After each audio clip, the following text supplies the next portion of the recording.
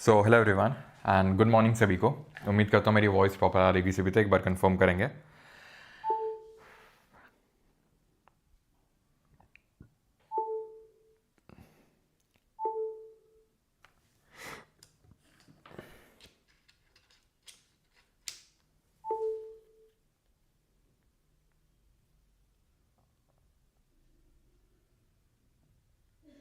हाँ जी, all right. तो शुरू किया जाए।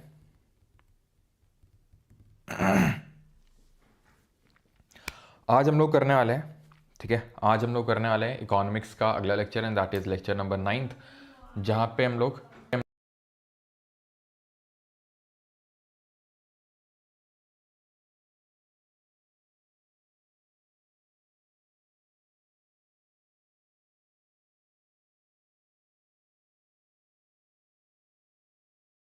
करने वाले हैं लेक्चर नंबर 9, जिसमें कि हम लोग बैलेंस ऑफ पेमेंट्स पढ़ने वाले हैं। ओके, जिसको हिंदी में बोलते हैं भुगतान संतुलन।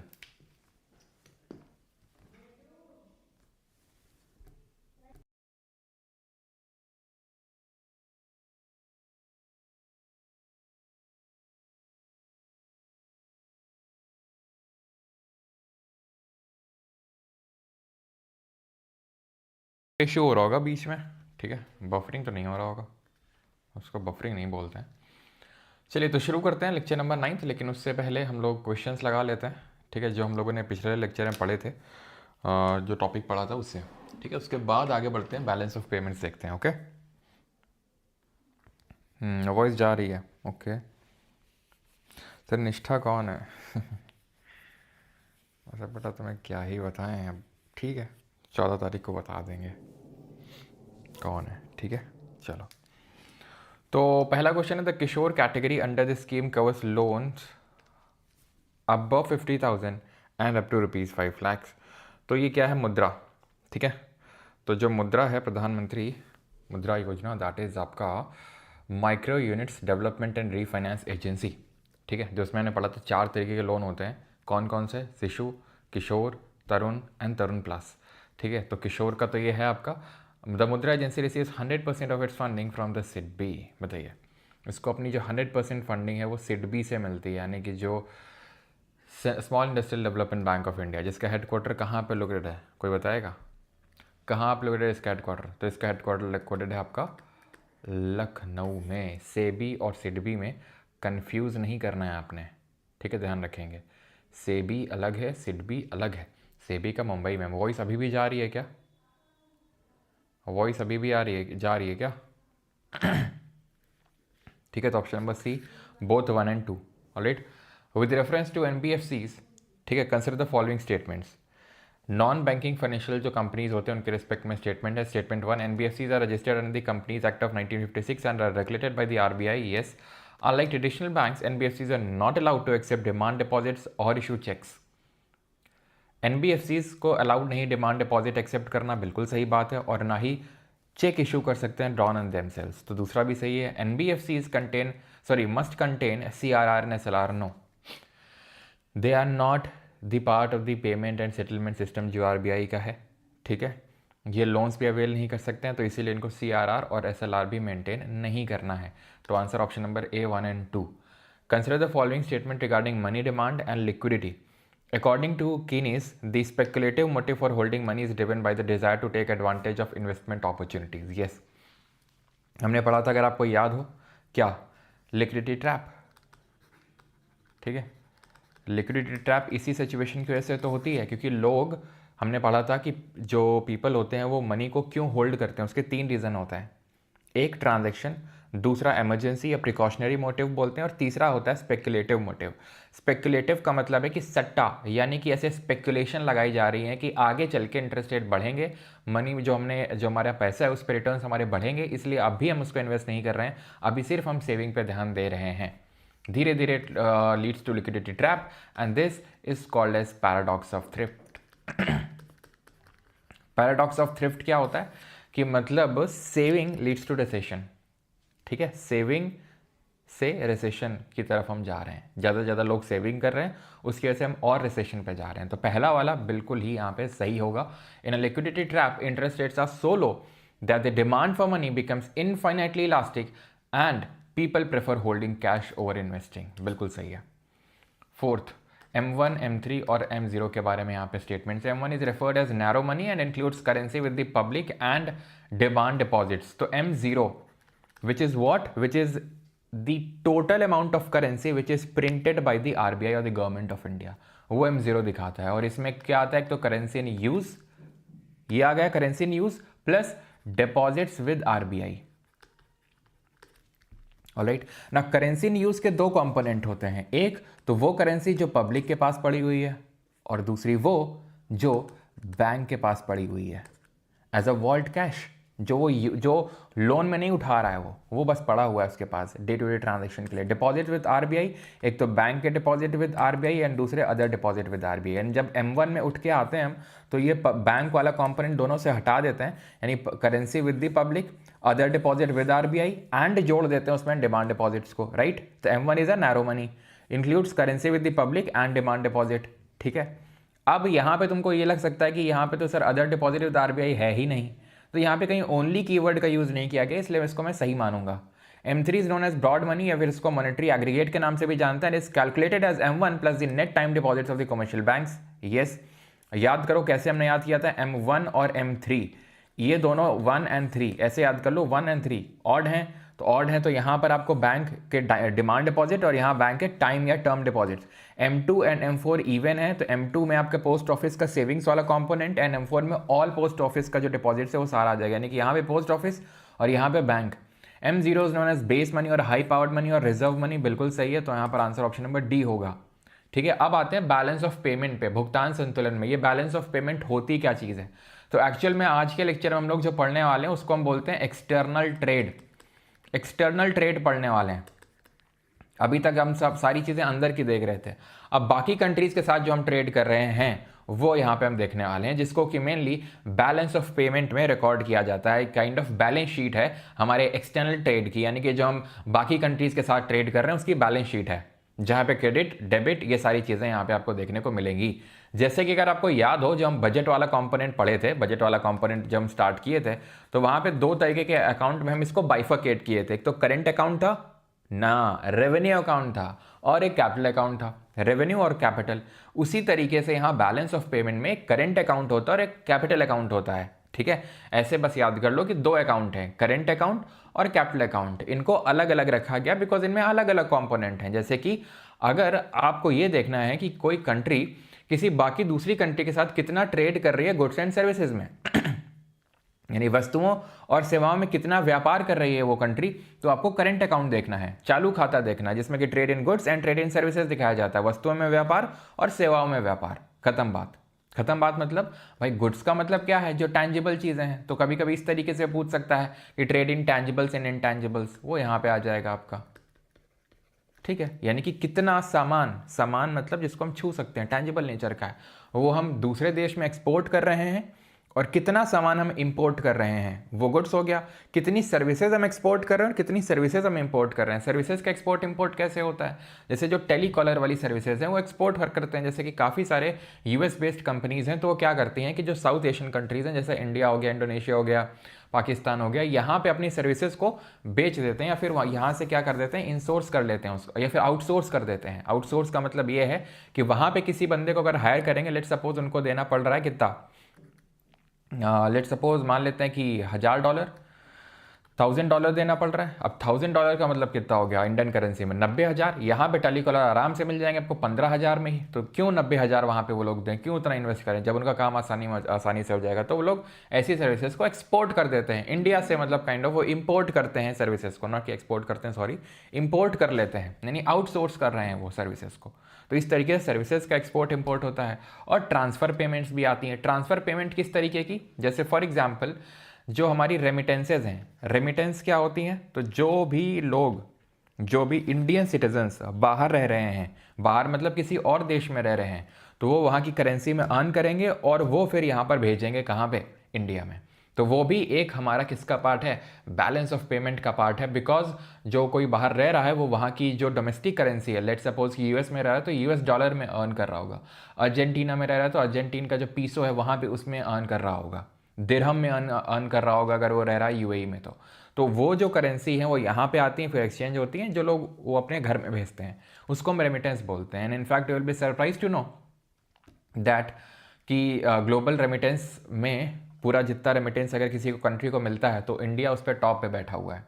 सेकंड नंबर पे मेक्सिको और इंडिया टॉप पे है, और बहुत सालों से इंडिया फर्स्ट रैंकिंग पे, और बहुत ज़्यादा जो पार्ट है इंडिया का करेंट अकाउंट का वो यहाँ से आता है। ठीक है, करंट अकाउंट की अगर बात करें तो वैसे तो मैंने आपको बता दिया है, ये इसमें क्या आते हैं, विजिबल्स आते हैं। विजिबल मतलब गुड, जिनको देख सकते हैं, जिनको छू सकते हैं।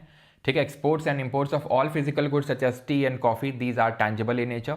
इनविजिबल आइटम्स यानी कि services, exports and imports of services such as shipping, banking, they are intangible in nature. And transfer payments, these include unilateral transfer such as remittances, foreign aids etcetera. Foreign aid का मतलब है, जिस तरीके से अगर आपको याद हो बजट वाले कंपोनेंट में एक रेवेन्यू कंपोनेंट था, रेवेन्यू वाले में जो ग्रांट था, ग्रांट का मतलब है कि सेंट्रल गवर्नमेंट किसी स्टेट को दे रही है मुफ्त का पैसा, कि इसमें तुम्हें ब्याज नहीं भरना, ना ही हमें ये पैसा कभी लौटाना है, वो काइंड ऑफ ग्रांट, उस तरीके का जो ट्रांसफर पेमेंट है या फिर फॉरेन एड है वो यहाँ के करेंट अकाउंट में आएगी। ऑलराइट, देन अगर बात करेंगे तो करेंट अकाउंट आपको समझ में आ गया। ठीक है, तो बैलेंस ऑफ पेमेंट का डेफिनेशन दिया हुआ है, it is a record of all the financial transactions, import export investment between a country and the rest of the world. यानी एक कंट्री पूरे वर्ल्ड के साथ कितना इंपोर्ट एक्सपोर्ट इन्वेस्टमेंट ये सब कर रही है, वो उसका रिकॉर्ड, उसका सब, उसका हम बोल सकते हैं पूरा जो रिकॉर्ड है वो बैलेंस ऑफ पेमेंट में आपको देखने को मिलेगा, भुगतान संतुलन में। ठीक है, एंड इसके दो कंपोनेंट है, करंट एंड कैपिटल। करंट अभी हमने पढ़ा, this account scans all the incoming and outgoing goods and services between the countries, it is divided into visibles, invisibles and transfer payments. Alright, now coming on towards the capital account, capital transactions like purchase and sale of assets like lands, properties are monitored under this account। भूमि और संपत्ति जैसे परिसंपत्तियों की खरीद और बिक्री जैसे, ये एक्चुअल में इन जनरल डेफिनेशन है कैपिटल की। लेकिन मेन जो कैपिटल अकाउंट में आता है वो पता है क्या होता है, मेनली तो इन्वेस्टमेंट्स होती हैं। अब इन्वेस्टमेंट दो तरीके की हो सकती हैं, फॉरेन डायरेक्ट इन्वेस्टमेंट या फॉरेन इंस्टीट्यूशनल इन्वेस्टमेंट। अंतर क्या होता है, अंतर ये होता है, it is a long term investment in a foreign countries physical asset. Physical asset जैसे, फिजिकल एसेट का मतलब है कि कोई कंपनी आई यहाँ पर, उसने मान लो जैसे वॉलमार्ट ने फ्लिपकार्ट को एक्वायर किया, तो उसके शेयर्स नहीं खरीद लिए सिर्फ उसने कि बस हमने 10% की हिस्सेदारी ले ली, उसने मेजॉरिटी स्टेक होल्डिंग ली यहाँ पर, और जितना भी इंफ्रास्ट्रक्चर था वो सब खरीद लिया फ्लिपकार्ट का। समझ रहे हैं आप? तो जो लॉन्ग टर्म इन्वेस्टमेंट होता है, जो हाई अगर हम देखें जहाँ पे एक कंपनी एक्वायर करती है किसी दूसरी कंपनी का, that is called as FDI, foreign direct investment.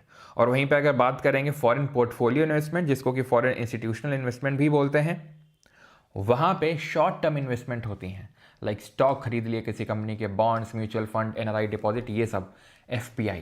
क्योंकि ये शॉर्ट नेचर का, शॉर्ट टर्म है और कोई हमने बहुत एसेट में इन्वेस्ट नहीं कर रखा है, तो उसमें होता क्या है, बहुत हाई चांसेस होते हैं कि जब किसी कंट्री की इकोनॉमी थोड़ा सा डगमगाना स्टार्ट होती तो पूरा FPI बाहर निकल जाता है। क्यों? क्योंकि तुरंत इसको निकालना आसान है, तुरंत। जैसे फॉर एग्जांपल मैंने म्यूचुअल फंड में पैसा लगा रखा है, मैंने स्टॉक्स में पैसा लगा रखा है किसी कंपनी के, मैं तुरंत उसको निकाल सकता हूँ, तुरंत निकाल के भाग सकता हूँ। लेकिन मान लो कि मैंने US में कोई तो लैंड परचेज कर रखी है किसी कंपनी का, या फिर कोई तो मैं कंपनी रन कर रहा हूँ वहाँ पर, ऐसे थोड़ी ना भाग सकता हूँ मैं वहाँ से।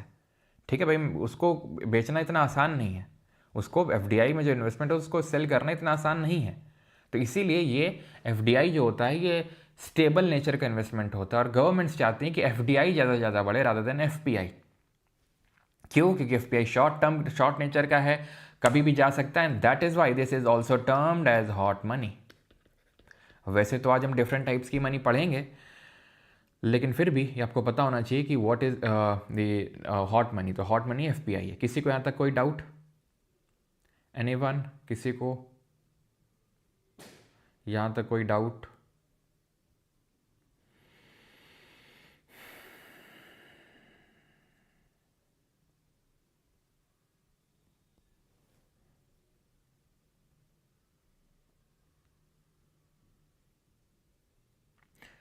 एप्स्टीन लिस्ट क्या है, इसके बारे में बता दो। अच्छा, इकोनॉमिक्स छोड़ दें, एप्स्टीन पहले देख लेनी।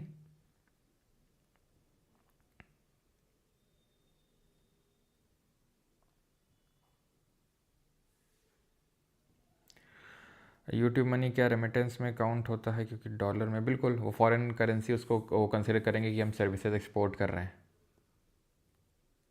ठीक है, थोड़े धीरे पढ़ाओ मालिक। निखिल शर्मा, बेटा तुमको देखना चाहिए कि 95% लोगों को है कि भाई सारी चीज़ें ठीक है, एवरीथिंग डन। आपको दिक्कत हो रही तो आपको फास्ट होने की ज़रूरत है।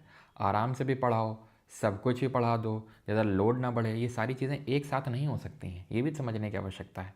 सब कुछ हो जाए, जल्दी हो जाए, आराम आराम से हो जाए, ये पॉसिबल नहीं है ना कि मैं आराम आराम से पढ़ा भी दूँ, जल्दी सिलेबस भी ख़त्म हो जाए और सब कुछ भी ख़त्म हो जाए, है ना। तो थोड़ा स्पीड बढ़ाने की आवश्यकता है। तो FDI FPI समझ में आ गया आपको, ठीक है। अब FDI में भी क्या होता है, 2 रूट होते हैं। या तो आप सीधे आ जाओ, सीधे का मतलब बिना कोई गवर्नमेंट अप्रूवल रूट के थ्रू, बिना कोई गवर्नमेंट का अप्रूवल नहीं चाहिए, that is called as automatic route. और जहाँ पे आपको गवर्नमेंट से परमिशन लेनी पड़े, that is called as government route. तो 74% जितना अगर हम बात करें, ठीक है, 70 ये डिफेंस सेक्टर का स्पेसिफिकली लिखा हुआ है यहाँ पे 2020 में जिसको अनाउंस किया गया था, ऑटोमेटिक रूट के थ्रू हो सकती है। बाकी 100% अगर आपको पूरा करना है, यानी 74% के बियॉन्ड 26%, तो आपको गवर्नमेंट से अप्रूवल लेना होगा। ये सिर्फ डिफेंस सेक्टर की बात है। बहुत सारे, जैसे कि अभी रिसेंटली जो इंश्योरेंस सेक्टर है, ठीक है, इंश्योरेंस जो सेक्टर है वहाँ पे 100% कर दिया गया है थ्रू ऑटोमेटिक रूट, यानी कि कोई किसी से परमिशन नहीं लेनी है, सीधा सीधा 100% आप इन्वेस्ट कर सकते हैं without any kind of government approval.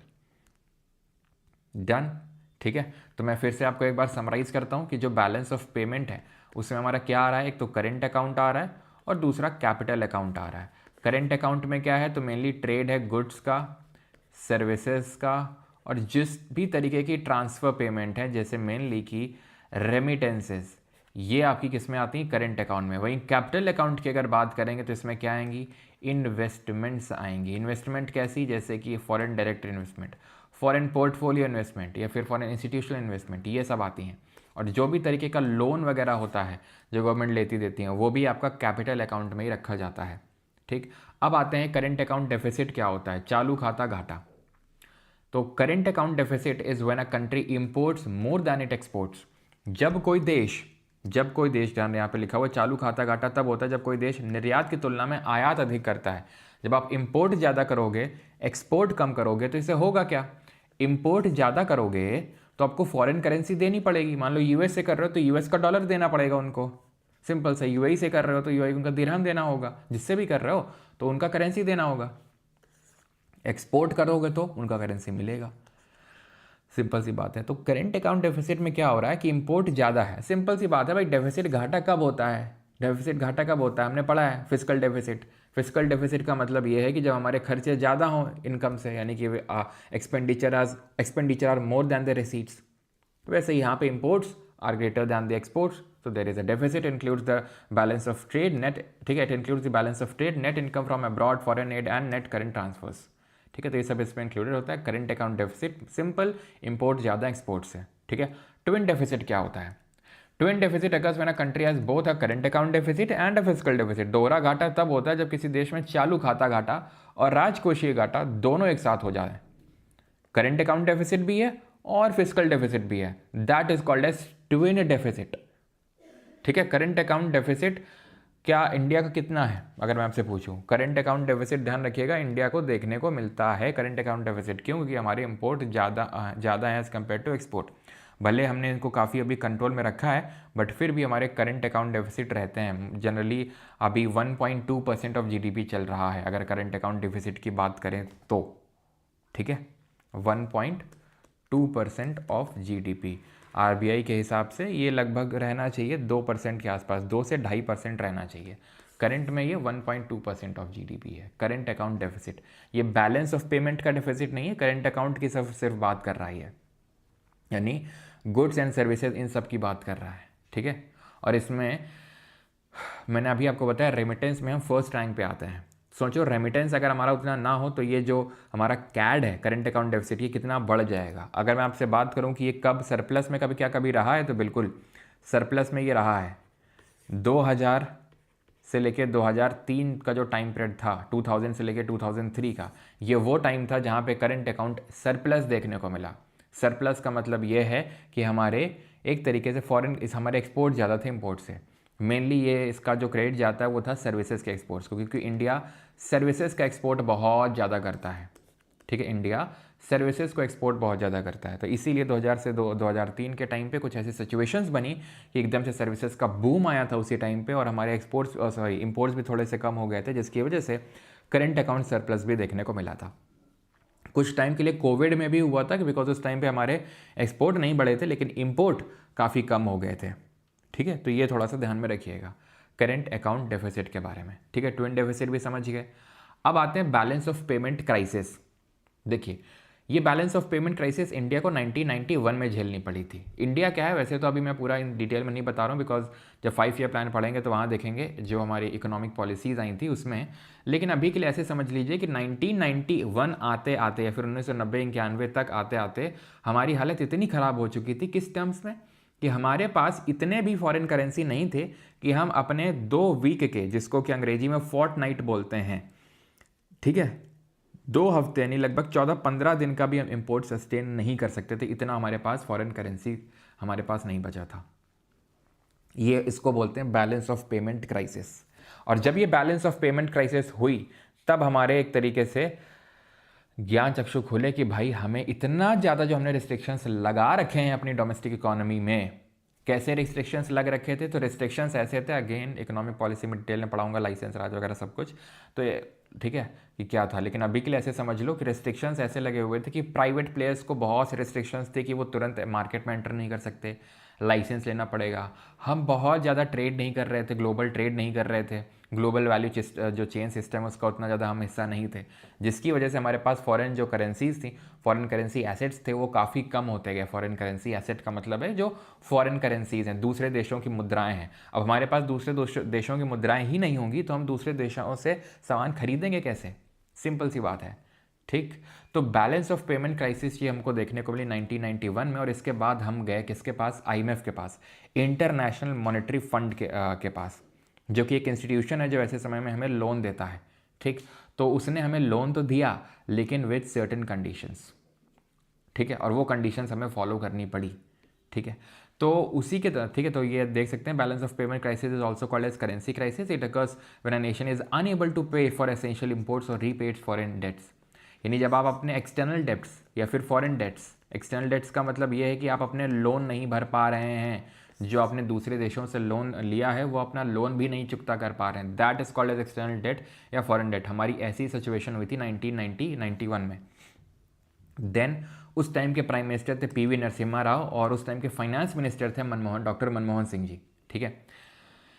वहाँ पे उस टाइम पे डॉक्टर मनमोहन सिंह जी का काफ़ी बड़ा यहाँ पे रोल जाता है, क्रेडिट जाता है उनको ये रिफॉर्म्स लाने के लिए, LPG, लिबरलाइजेशन, प्राइवेटाइजेशन, ग्लोबलाइजेशन, ठीक है। In this response to this the government introduced broad range of reforms under LPG model. ये LPG मॉडल है क्या, तो LPG मॉडल कुछ इस तरीके से है, जहाँ पे L का मतलब है लिबरलाइजेशन यानी उदारीकरण, P का मतलब प्राइवेटाइजेशन मतलब निजीकरण, और G का मतलब है ग्लोबलाइजेशन यानी कि वैश्वीकरण। अब लिबरलाइजेशन का मतलब क्या है, abolition of industrial licence permit raj, reduction in the import tariffs. Liberalise करना, औद्योगिक लाइसेंस परमिट राज का उन्मूलन और आयात शुल्क में कटौती। लाइसेंस राज चलता था कि आपको अगर इंडस्ट्री कोई स्टैब्लिश करनी है तो गवर्नमेंट से पहले लाइसेंस लेके आओ तभी आप कर सकते हो, उसको हटाया गया लाइसेंस राज को। इंपोर्ट टैरिफ्स को रिड्यूस किया गया। आपको पता है कि जब किसी चीज़ को इंपोर्ट किया जाता है, अभी टैरिफ वॉर कितना चल रहा है, डोनाल्ड ट्रंप के द्वारा जो स्टार्ट किया गया है कि जो भी कंट्रीज से हम माल इंपोर्ट करेंगे उस पर हम हाई टैरिफ्स लगाएंगे, यानी कि बहुत ज़्यादा टैक्स वसूल करेंगे। क्यों ऐसा किया जाता है कंट्रीज़ के द्वारा, सो दैट कि वो जो भी चीज़ हम इंपोर्ट कर रहे हैं, लाइक फॉर एग्जांपल इंडिया से यूएस अगर कुछ इंपोर्ट कर रहा है तो उसका यूएस इकोनॉमी में प्राइस बढ़ जाएगा। कैसे बढ़ेगा, अगर कोई मान लो 100 रुपये की चीज़ है, यूएस ने उस पर 10% टैरिफ लगा दिया, तो वो जब भी चीज़ बिकेगी तो वो टैक्स के साथ बिकेगी ना भाई। टैक्स जो बेचने वाला है वो टैक्स खुद से तो भरेगा नहीं, पास ऑन करेगा। जैसे आ जाए गवर्नमेंट, ठीक है, 18% GST मान लो मेरे से लेती है, तो मैं उसको आप पे पास ऑन कर दूंगा कि भाई 18%, वैसे भी मैंने किया तो नहीं है लेकिन फिर भी मैंने आप पे पास ऑन कर दिया कि भाई 18% आपको भरना पड़ेगा, ठीक है, सिंपल। तो ये 100 जो भी एग्जांपल दे रहा हूँ मैं आपको, तो एक तरीके का क्या है ये इंपोर्ट टैरिफ लगाने का जो मेन वो होता है कि भाई ताकि हमारी जो चीज़ें वो ज़्यादा बिकें और जो इंपोर्ट कर रहे हैं वो नहीं, तो ये इंपोर्ट टैरिफ्स को हटाना पड़ा सो दैट कि ज़्यादा ट्रेड हो सके, ठीक है। Privatisation, the transfer of, privatisation क्या है जिसको हम बोलते हैं निजीकरण, द ट्रांसफर ऑफ ओनरशिप और management of government owned enterprise to private entities, देखिए, इसी को बोलते हैं डिसइन्वेस्टमेंट। अगर आपको याद हो, डिसइन्वेस्टमेंट का पैसा कहाँ जाता है, ये मैंने आपको बजट में पढ़ाया था। डिसइन्वेस्टमेंट कई तरीके के हो सकते हैं। एक तो जहाँ पे माइनॉरिटी स्टेक सेल किया जाए किसी कंपनी का लगभग 50% से कम, और एक होता है स्ट्रैटेजिक डिसइन्वेस्टमेंट। स्ट्रैटेजिक डिसइन्वेस्टमेंट का मतलब होता है जब किसी कंपनी का 51% या उससे ज़्यादा हिस्सेदारी को बेच दिया जाए, उसको बोलते हैं स्ट्रैटेजिक डिसइन्वेस्टमेंट। क्यों? क्योंकि अगर मैं कोई भी कंपनी का मालिक वही होगा जिसके पास 51% शेयर हैं। मान लो किसी के पास नहीं है तो फिर जो लोग, कई लोग होता है, जैसे मान लो कि 5 लोग हैं, ठीक है, कुछ लोगों के पास थोड़ा थोड़ा थोड़ा है, किसी के पास 51 नहीं है, तो फिर अपना यहाँ पे ग्रुपिंग चल जाती है। जैसे वो 3 लोगों के पास मिला के वो 51% हो गया तो उन्हीं लोगों की चलेगी। जैसे एप्पल कंपनी का, जो आपको पता है जिन्होंने बनाई थी, उनका नाम क्या है? क्यों? एप्पल कंपनी के फाउंडर कौन है? Steve jobs. तो क्या आपको पता है स्टीव जॉब्स की उनकी ही कंपनी से उनको निकाल दिया गया था? तो कैसे पॉसिबल है? जब मेजॉरिटी जो शेयर होल्डर्स हैं वो डिसीजन में किसी को भी निकाल सकते हैं। अब भले फाउंडर है स्टीव जॉब्स, लेकिन उनके पास इतना नहीं है कि 51% शेयर होल्डिंग नहीं, या फिर उनके साथ जो खड़े हुए हैं उनका भी शेयर होल्डिंग मिला के 51% नहीं है कि उनकी वहाँ पे तूती बोलेगी। ये होता है मेन, ठीक है। बिल्कुल सही है, डिसइन्वेस्टमेंट का पैसा कैपिटल रेसीट में जाता है। डिसइन्वेस्टमेंट यानी विनिवेश का पैसा, ठीक है। ग्लोबलाइजेशन, वैश्वीकरण की बात करें, the process of increased economic, social and cultural integration among countries through trade, investment, technology and communication. It leads the free flow of goods, services, capital and labour across borders. वैश्वीकरण का मतलब वही है, globalisation का मतलब यही है कि आप बाकी कंट्रीज़ के साथ ग्लोबल हो रहे हैं, मतलब उनके साथ लिंक कर रहे हैं अपनी टेक्नोलॉजी, ठीक है, कल्चरल इंटीग्रेशन कर रहे हैं, ट्रेड कर रहे हैं, इन्वेस्टमेंट कर रहे हैं। इससे होगा क्या? जब आप अपनी कंट्री को ओपन करेंगे बाकी लोगों के लिए। अब जैसे फॉर एग्जाम्पल पहले क्या होता था, पहले एफडीआई एफपीआई भी उतना नहीं आता था, बहुत सारे हमने रिस्ट्रिक्शंस लगा रखे थे। फिर धीरे धीरे जब रिस्ट्रिक्शंस हटाए, ये एलपीजी रिफॉर्म्स के तहत ग्लोबलाइजेशन को लेके आए, तब एफडीआई एफपीआई ये सब बढ़ा। और जब ये बढ़ा तो फॉरेन करेंसी एसेट आए। जब फॉरेन करेंसी एसेट आएंगे तो ऑब्वियसली बात है, जो हमारी हालत ख़राब हुई पड़ी थी, बैलेंस ऑफ पेमेंट क्राइसिस जिसको हम बोल रहे हैं, वो ठीक होना शुरू हुई। तो एलपीजी के बारे में ध्यान रखिएगा। प्राइम मिनिस्टर कौन थे? फाइनेंस मिनिस्टर कौन थे? मेनली तो उसमें मनमोहन सिंह जी को क्रेडिट जाता है ये सब रिफॉर्म्स लाने के लिए, जिसके बाद इंडिया काफ़ी हद तक, और तब तक हमें, उसके बाद आज तक हमें ज़रूरत नहीं पड़ी कि हम आईएमएफ के पास जाके भीख मांगे, जो पाकिस्तान मांगता रहता है आए दिन, ठीक है। खैर, फॉरेन एक्सचेंज रिजर्व्स पे आते हैं अभी। What are foreign exchange reserves? देखिए, अभी मैंने आपको क्या बोला? मैंने आपको बोला कि हम आईएमएफ के पास गए लोन लेने के लिए, आईएमएफ के पास लोन लेने गए, ठीक है। अब आईएमएफ में हर करेंसी के कुछ, मैं बोल सकता हूँ, या फिर वो छोड़ दो, तुम ऐसे समझो, फॉरेक्स, ठीक है, फॉरेक्स रिजर्व्स होते हैं किसी कंट्री के, foreign exchange reserves, foreign exchange reserves जिनको हम बोलते हैं फॉरेक्स रिजर्व्स, ठीक। फॉरेक्स एक्सचेंज नहीं होता, फॉरेन, ये तो देखो सिंपल है, तो फॉरेन एक्सचेंज रिजर्व होगा या सिर्फ फॉरेक्स रिजर्व होगा, ठीक है। तो forex reserves are assets held by a nation central bank और monetary authority on behalf of government, ठीक है, to provide import cover and to protect against external shocks. What are these external shocks? Recession आ गया, ठीक है। Recession क्या है? Recession मतलब लगभग 2 फाइनेंशियल ईयर में डाउनटर्न देखने को मिली किसी कंट्री को, तो दैट इज रिसेशन। बहुत प्रोलॉन्ग टाइम से रिसेशन चल रहा है, that is called as depression, ठीक, उसको हम डिप्रेशन बोलते हैं जब बहुत टाइम से रिसेशन चल रहा हो। तो फॉरेक्स रिजर्व जो है किसी कंट्री क्या करते हैं, उसको शॉक, वो जो अगर शॉक आ रहा है, शॉक का मतलब ये है कुछ चीज़ों के प्राइस बहुत बढ़ गए, ठीक है, तो उनको हम इंपोर्ट कर पाएँ, लंबे समय तक इंपोर्ट कर पाएँ, या फिर हमारे मान लो कि किसी कंट्री के साथ वॉर हो गया तो उस टाइम पे फिर हमारे एक्सपोर्ट उतना ज़्यादा नहीं होंगे, तो फॉरेन करेंसी हमारे पास नहीं आएगी। तो इस तरीके के जो शॉक्स हैं उनसे प्रिवेंट करते हैं forex reserves.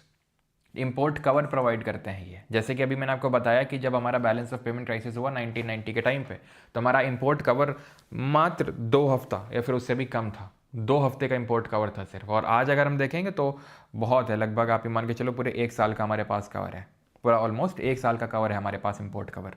The 4 main components of foreign exchange reserves are, तो फॉरेन एक्सचेंज रिजर्व बनता किससे है? ये बनता है एफसीए से, गोल्ड रिजर्व से, एसडीआर से और आरटीपी से इन दी आईएमएफ। क्या होता है एफसीए? क्या होता है? Foreign currency asset. हम जब किसी कंट्री को भी सामान बेचते हैं तो जो हमें मुद्रा मिलती है, करेंसी मिलती है, वही सब फॉरेन करेंसी एसेट में आता है। मतलब जितने भी देशों के साथ ट्रेड कर रहे हैं, तो जब उनको कुछ बेचते हैं तो वो लोग अपनी करेंसी में हमको पे करेंगे, तो उन सबको इकट्ठा करके बोल सकते हैं कि वो है एक किसी भी कंट्री का एफसीए। खत्म बात।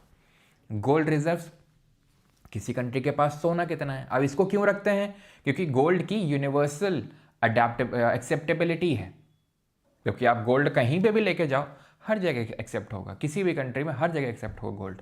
तो गोल्ड की यूनिवर्सल एक्सेप्टेबिलिटी की वजह से इसको भी रखते हैं हम यहाँ पे, ठीक है। जैसे कि हमने अभी बहुत सारा गोल्ड यूके में रख रखा था फॉर द सिक्योरिटी पर्पसेस, लेकिन आपको पता है रिसेंटली हम बहुत सारा वो जो गोल्ड है वो अपनी कंट्री में लेके आए कि क्यों वहाँ पे हम रखें, यहाँ पे क्यों ना रखें। पहले एक्चुअली हमने वहाँ सिक्योरिटी पर्पस से रख रखा था और वहाँ पर हमें इंटरेस्ट रेट अच्छे मिलते थे इसलिए। लेकिन फिर हमें बात ये समझ में आई कि जिस तरीके के रशिया का अभी वॉर हुआ यूक्रेन के साथ, तो उनके जो गोल्ड बाकी कंट्रीज़ में पड़ा हुआ था यूके जैसी कंट्रीज़ में, उसको फ्रीज़ कर दिया गया। तो हमारे साथ भी कभी ऐसा ना हो, ठीक है। तो इसलिए हमने अपना मेजॉरिटी जो गोल्ड है वो हम भारत वापस लिया है। खैर, SDRs आते हैं, स्पेशल ड्राइंग राइट्स, जिसको पेपर गोल्ड भी बोलते हैं। क्या होता है ये? तो SDR की अगर बात करेंगे तो यहाँ पे 5 करेंसीज का ये बास्केट होता है। यूरो, डॉलर, US का डॉलर ऑब्वियसली, ठीक है, येन जो जापान का है, युआन जो चाइना का है, और पाउंड जो ब्रिटेन का है। इन 5 करेंसीज का जो वेटेड एवरेज है, ठीक है, इन 5 करेंसीज का जो वेटेड एवरेज है, जिनकी औकात है, उसके हिसाब से आप ये समझ लो कि ये बनता है SDR। ये कोई एक्चुअल करेंसी नहीं है कि कहीं करेंसी चलती हो, लेकिन इस, ठीक है, करेंसी की तरह ट्रीट किया जाता है, लेकिन करेंसी नहीं खुद में, ध्यान रखिएगा SDR, ये चीज़ ध्यान रखिएगा, ठीक है। SDR मान लो किसी कंट्री के पास इतने हैं, उतने जितने भी हैं, तो कोई करेंसी नहीं अपने आप में, लेकिन उसमें ट्रेड किया जा सकता है बाकी कंट्रीज़ के बीच में। RTP in the IMF, reserve rank position, नाम से ही समझ में आ रहा है पोजीशन दिखा रहा है ये IMF में आपकी पोजीशन। कैसे? आपके पास कितना, आपका कितना पैसा IMF के पास पड़ा हुआ है, उसको बोलते हैं RTP। ये इसका मतलब क्या है? IMF के पास पड़ा हुआ है, जैसे कि हर एक बैंक को CRR मेंटेन करना होता है, वो पैसा होता है हर बैंक का जो RBI के पास पड़ा हुआ है यही चीज़, ठीक है। उसी तरीके से हर कंट्री का जो पैसा है वो IMF के पास जो पड़ा हुआ है वो है RTP। ये हम क्यों रखते हैं? एक्चुअल में ये वो पैसा है जो आप IMF से ले सकते हैं बिना किसी भी कंडीशन के, बिना किसी शर्त के। तो जो भी कंट्रीज IMF का पार्ट होती हैं उनको ये पैसा मेंटेन करके रखना होता है, वो कोटा में, इसको हम बोलते हैं कोटा, ठीक है। आपको पैसा मेंटेन करके रखना होता है, ये वो पैसा होता है कि जो आप कभी भी निकाल सकते हैं, और इसी के बेसिस पे आपकी तूती बोलती है IMF में। मतलब जिसका जितना ज़्यादा कोटा उसका उतना ही वोटिंग पावर ज़्यादा। जैसे टॉप पे अभी US बैठा हुआ है, सेकंड नंबर पे जापान आता है, तीसरे नंबर पे चाइना आता है, और इंडिया की अगर बात करेंगे तो इंडिया आता है 8th नंबर पे। इंडिया आता है 8th नंबर पे, ध्यान रखिएगा, ठीक। डन यहाँ तक? किसी को कोई डाउट तो नहीं है कि क्या होता है फॉरेक्स रिजर्व्स में, क्या 4 कंपोनेंट हैं? FCA, बाकी कंट्रीज़ के साथ जब हम ट्रेड करते हैं तो जो उनका करेंसी हम इकट्ठा करते हैं FCA। गोल्ड तो gold simple, SDR paper gold बोलते हैं, लेकिन अपने आप में कोई करेंसी नहीं है। इन 5 करेंसीज़ का वेटेड एवरेज है ये। RTP क्या है? कितना पैसा IMF के पास हमारा पड़ा हुआ है, या फिर हमारे गवर्नमेंट के बिहाफ पे RBI ने डाल रखा है, जिससे कि हमारी वोटिंग पावर डिसाइड होती है। वो पैसा होता है जो हम किसी भी कंडीशन, बिना कंडीशन के निकाल सकते हैं। डन। ना लेट्स सी कि IMF और वर्ल्ड बैंक ये बने कब थे और बने कैसे थे ये, ठीक है। IMF का हेडक्वार्टर कहाँ पे? अच्छे, IMF का हेडक्वार्टर कहाँ पे? मतलब कुछ ऐसे सवाल पूछा करो कि अच्छे लगे। वैसे तो अभी ख़त्म हुआ नहीं है, पढ़ लेंगे अभी IMF का हेडक्वार्टर कहाँ पे, वही पढ़ रहे हैं बस, ठीक है। लेकिन ये सारी चीज़ें तुम गूगल पे भी सर्च कर सकते हो मेरे हिसाब से। वैसे तो देख रहे हैं, क्यों? ये टेस्ट कर रहे हो, देखें पता है कि नहीं। बताओ IMF का हेडक्वार्टर कहाँ पे? क्यों? IMF and world bank headquarter इनका पड़ता है वॉशिंगटन DC में। ये दोनों जो ऑर्गेनाइजेशन हैं ब्रिटेन वुड्स कॉन्फ्रेंस से बने थे 1944, 1944 में, ठीक है। 1944 में 44, देख रहे हैं, 44 नेशंस साथ में मिले थे, ठीक है। और यहाँ पे 2 ऑर्गेनाइजेशंस बने, IMF and world bank. Actually world bank के तौर पे नहीं बना था, ये बना था international bank for reconstruction and development, ठीक है, IBRD, जो वर्ल्ड बैंक का ही पार्ट है, ठीक है। तो आपसे अगर पूछे IBRD क्या है, तो कुछ नहीं, वर्ल्ड बैंक ही है, ऐसे समझ लो, international bank for reconstruction and development, ठीक है। और इनका हेडक्वार्टर कहाँ पे? ब्रिटेन वुड्स जो जगह पड़ती है वॉशिंगटन DC में, वहीं पर इनका हेडक्वार्टर है। IMF और वर्ल्ड बैंक का दोनों एक साथ बने थे, इसीलिए इनको ट्विन ऑर्गेनाइजेशंस भी बोलते हैं, ठीक। IMF के टॉप बरोवर्स यहाँ पे देख सकते हैं, Argentina top borrower, then Egypt, then Ukraine, और पाकिस्तान भी अपना पीछे गया किसी से, ठीक है। IMF ने पाकिस्तान ने भी U टर्न ले लिया, बोल रहा था कि इंडिया के साथ नहीं खेलेंगे, और ये वो बोलता नहीं वो तो मैं खेल रहा था, वो तो मैं मजाक कर रहा था, ठीक है, वो तो मैं नाटक कर रहा था। अब आते हैं नॉस्ट्रो वॉस्ट्रो, फिर आएंगे जो कन्वर्टेबिलिटी होती है, क्या होता है depreciation, appreciation, devaluation, revaluation, hard currency, soft currency, hot currency, heated currency, cheap currency, dear currency, ये करेंसी, वो करेंसी, सब करेंसी देखेंगे आज। ठीक, तो नॉस्ट्रो एंड वॉस्ट्रो देखते हैं अभी। Okay, alright. What is nostro? Nostro का मतलब ऐसा नहीं लग रहा है थोड़ा सा नॉस्ट्रो वॉस्ट्रो ऐसा टाइप जो स्पेन में लैंग्वेज बोली जाती है ना? तो नॉस्ट्रो अकाउंट जो है refers to a bank account that a domestic bank holds in foreign bank in foreign currency.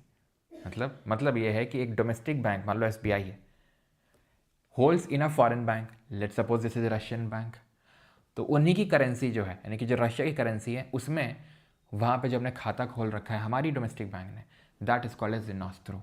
Simple, हमारी बैंक ने दूसरे देश की किसी बैंक में उन्हीं की करेंसी में एक अकाउंट खुलवा रखा है, उसको नॉस्ट्रो बोलते हैं। वॉस्ट्रो होता है कि your account in are bank, यानी कि मान लो कोई रशियन बैंक है, उसने इंडिया की बैंक में, मान लो एसबीआई में अपना खाता खुलवा रखा है इंडियन रुपी में, दैट इज सिंपल वॉस्ट्रो, खत्म बात, सिंपल।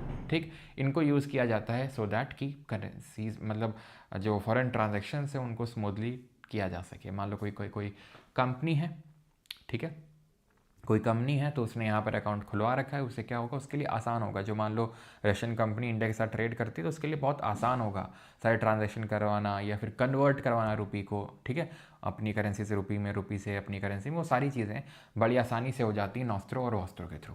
ठीक है, सिंपल है। अब आते हैं certain terms to understand, what are depreciation, appreciation, devaluation and revaluation, इसको समझते हैं हम। ठीक है, उसके बाद हम आगे बढ़ेंगे। So what is depreciation? It is a kind of situation जहाँ पे डोमेस्टिक करेंसी जब मैं बोलूँगा तो ऐसे तुम समझो, इंडिया का एग्जांपल लो, तो इंडिया का एग्जांपल में डोमेस्टिक करेंसी हो गया रुपी, उसकी वैल्यू में डिक्रीज हो जाए due to market forces, supply and demand in the forex market, exporter will benefit in the case of depreciation. इसको भी होल्ड पे रखो, पहले इसको समझो डेप्रिसिएशन है क्या। जैसे मान लो $1 आज से 1 साल पहले $1 में 80 रुपये होते थे, ठीक, आज $1 में 90 रुपीज़ हो गए। ठीक है, वैसे तो 90 से थोड़ा ज़्यादा है, लेकिन एग्जाम्पल के तौर पे बस हम मान लेते हैं 90 रुपीज़ हो गए। इसको बोलेंगे कि हमारी जो करेंसी है, हमारी मतलब इंडियन करेंसी, मतलब हमारी डोमेस्टिक करेंसी, वो डेप्रीसिएट हो गई। सर डेप्रीसिएट का तो बढ़ गई है, देखो तो बढ़ गई है। अरे बढ़ तो दिख रहा है, वो नंबर में तो बढ़ गई है, लेकिन उसकी वैल्यू घट गई है। कैसे वैल्यू घट गई है? $1 में पहले 80 रुपये आ जाते थे, अब $1 में 90 रुपये आ जाते हैं। मतलब इसका क्या है कि ये बहुत ज़्यादा अवेलेबल है। तुम अभी ऐसे समझो, तुम उसके लिए, ठीक है। अब जिस तरीके का माहौल चल रहा है उसी तरीके का तो एग्जांपल देना पड़ेगा, ठीक है। तो समझो कि मान लो कि तुम किसी के लिए बहुत ज़्यादा अवेलेबल हो, तो उस केस में क्या होगा, तुम्हारी वैल्यू घटेगी। लेकिन अगर तुम कम अवेलेबल हो तो तुम्हारी वैल्यू बढ़ेगी। सिंपल, जैसे कि अभी मान लो कि इतना डॉलर पड़ा हुआ है, ठीक है, हमारी इकोनॉमी में, और इतनी इंडियन करेंसी है, ये डॉलर है और ये करेंसी है इंडियन करेंसी, ठीक। अब क्या हुआ, अब इतू सा डॉलर है और इतना रुपए है, या मतलब सिंपल सी बात है, या तो मैंने डॉलर घटा दिया, मैंने डॉलर को क्या किया, मैंने डॉलर को घटा दिया। मैंने कितना कर दिया डॉलर को, ध्यान से देखो यहाँ पे, इतना कर दिया। अब क्या है, डॉलर रुपए के मुकाबले कम है, डॉलर रुपए के मुकाबले कम है, यानी कम डॉलर है, यानी हमारी करेंसी बहुत ज़्यादा है और जो डोमेस्टिक करेंसी, लेकिन जो फॉरेन करेंसी वो बहुत कम है, डॉलर, तो ये बहुत कम अवेलेबल है। यानी कि there is too much rupee या domestic currency chasing too few what foreign जो करेंसी है, इसकी मांग बढ़ जाएगी, इसकी इज्जत बढ़ेगी, इसकी घटेगी, डिप्रिसिएट हो गया। या फिर डॉलर को वहीं रख दें, रुपी को बहुत बढ़ा दें हम, तो भी वही सेम चीज़ होगा, या दोनों सेम टाइम पे कर दें। तो सिंपल सी बात आपको समझ में आ रही होगी, डेप्रिसिएशन तब होता है जब डोमेस्टिक करेंसी की वैल्यू घट जाती है। और वैल्यू घटना, वैल्यू कम होना मतलब उसका बहुत ज़्यादा अवेलेबल होना। तुम उसके लिए बहुत ज़्यादा अवेलेबल रहोगे हर तुरंत, तो तुम्हारी वैल्यू घट जाएगी, थोड़ा सा कम अवेलेबल रहा करो, ठीक है। उसी तरीके से एप्रिसिएशन है, अधिमूल्यन, वो था आपका मूल्य ह्रास।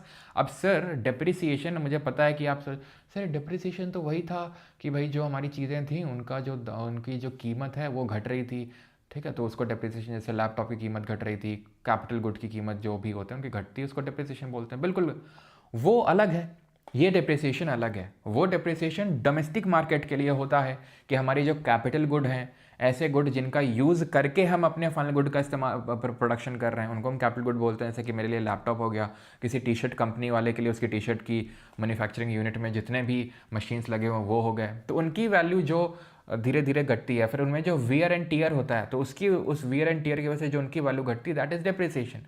ये डेप्रिसिएशन है एक्सटर्नल मार्केट का डेप्रिसिएशन, जहाँ पे हमारी करेंसी की वैल्यू एक्चुअल में घट रही है, तो वो डेप्रिसिएशन और ये डेप्रिसिएशन अलग हैं। Appreciation an increase in the value of domestic currency, simple depreciation called appreciation, यानी कि हमारी करेंसी थोड़ी सी कम अवेलेबल है due to market forces. Like for example अगर पहले $1 में अभी मान लो 90 रुपीज़ है, घट के $1 में अगर 80 रुपीज़ हो जाए तो क्या हो जाएगा, हमारी करेंसी अब उतनी अवेलेबल नहीं है डॉलर के लिए, तो उसकी वैल्यू बढ़ गई, यानी वो एप्रिसिएशन हो गई। ठीक ना, both depreciation and appreciation occurs in floating exchange rate. किसमें? फ्लोटिंग एक्सचेंज रेट में होता है ये सब।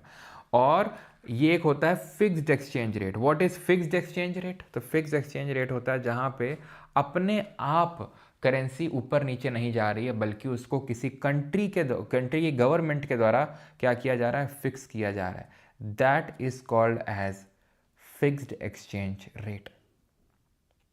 ठीक है, इसको बोलते हैं क्या, फिक्स्ड एक्सचेंज रेट।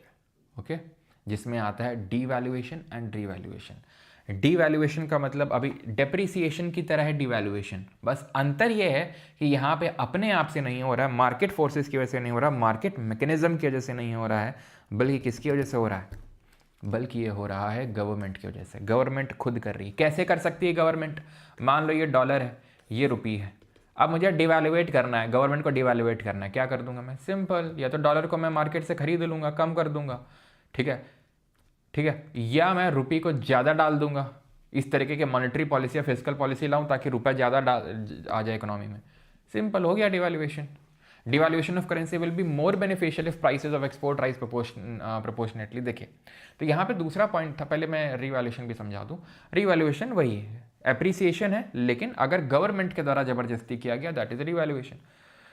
कैसे कह सकता है? सिंपल, डॉलर है, ये रुपी है, हमें अपनी उसकी वो करानी, तो ये रुपी कम कर लो या डॉलर ज़्यादा डाल दो, कुछ भी कर दो, रिवैल्यूएशन। अब यहाँ पे दूसरा पॉइंट था, exporters will benefit in case of depreciation. How? देखो, अभी $1 में 80 रुपये आता था, अभी $1 में 90 रुपये आ जाता है, यही तो मतलब है डेप्रिसिएशन का।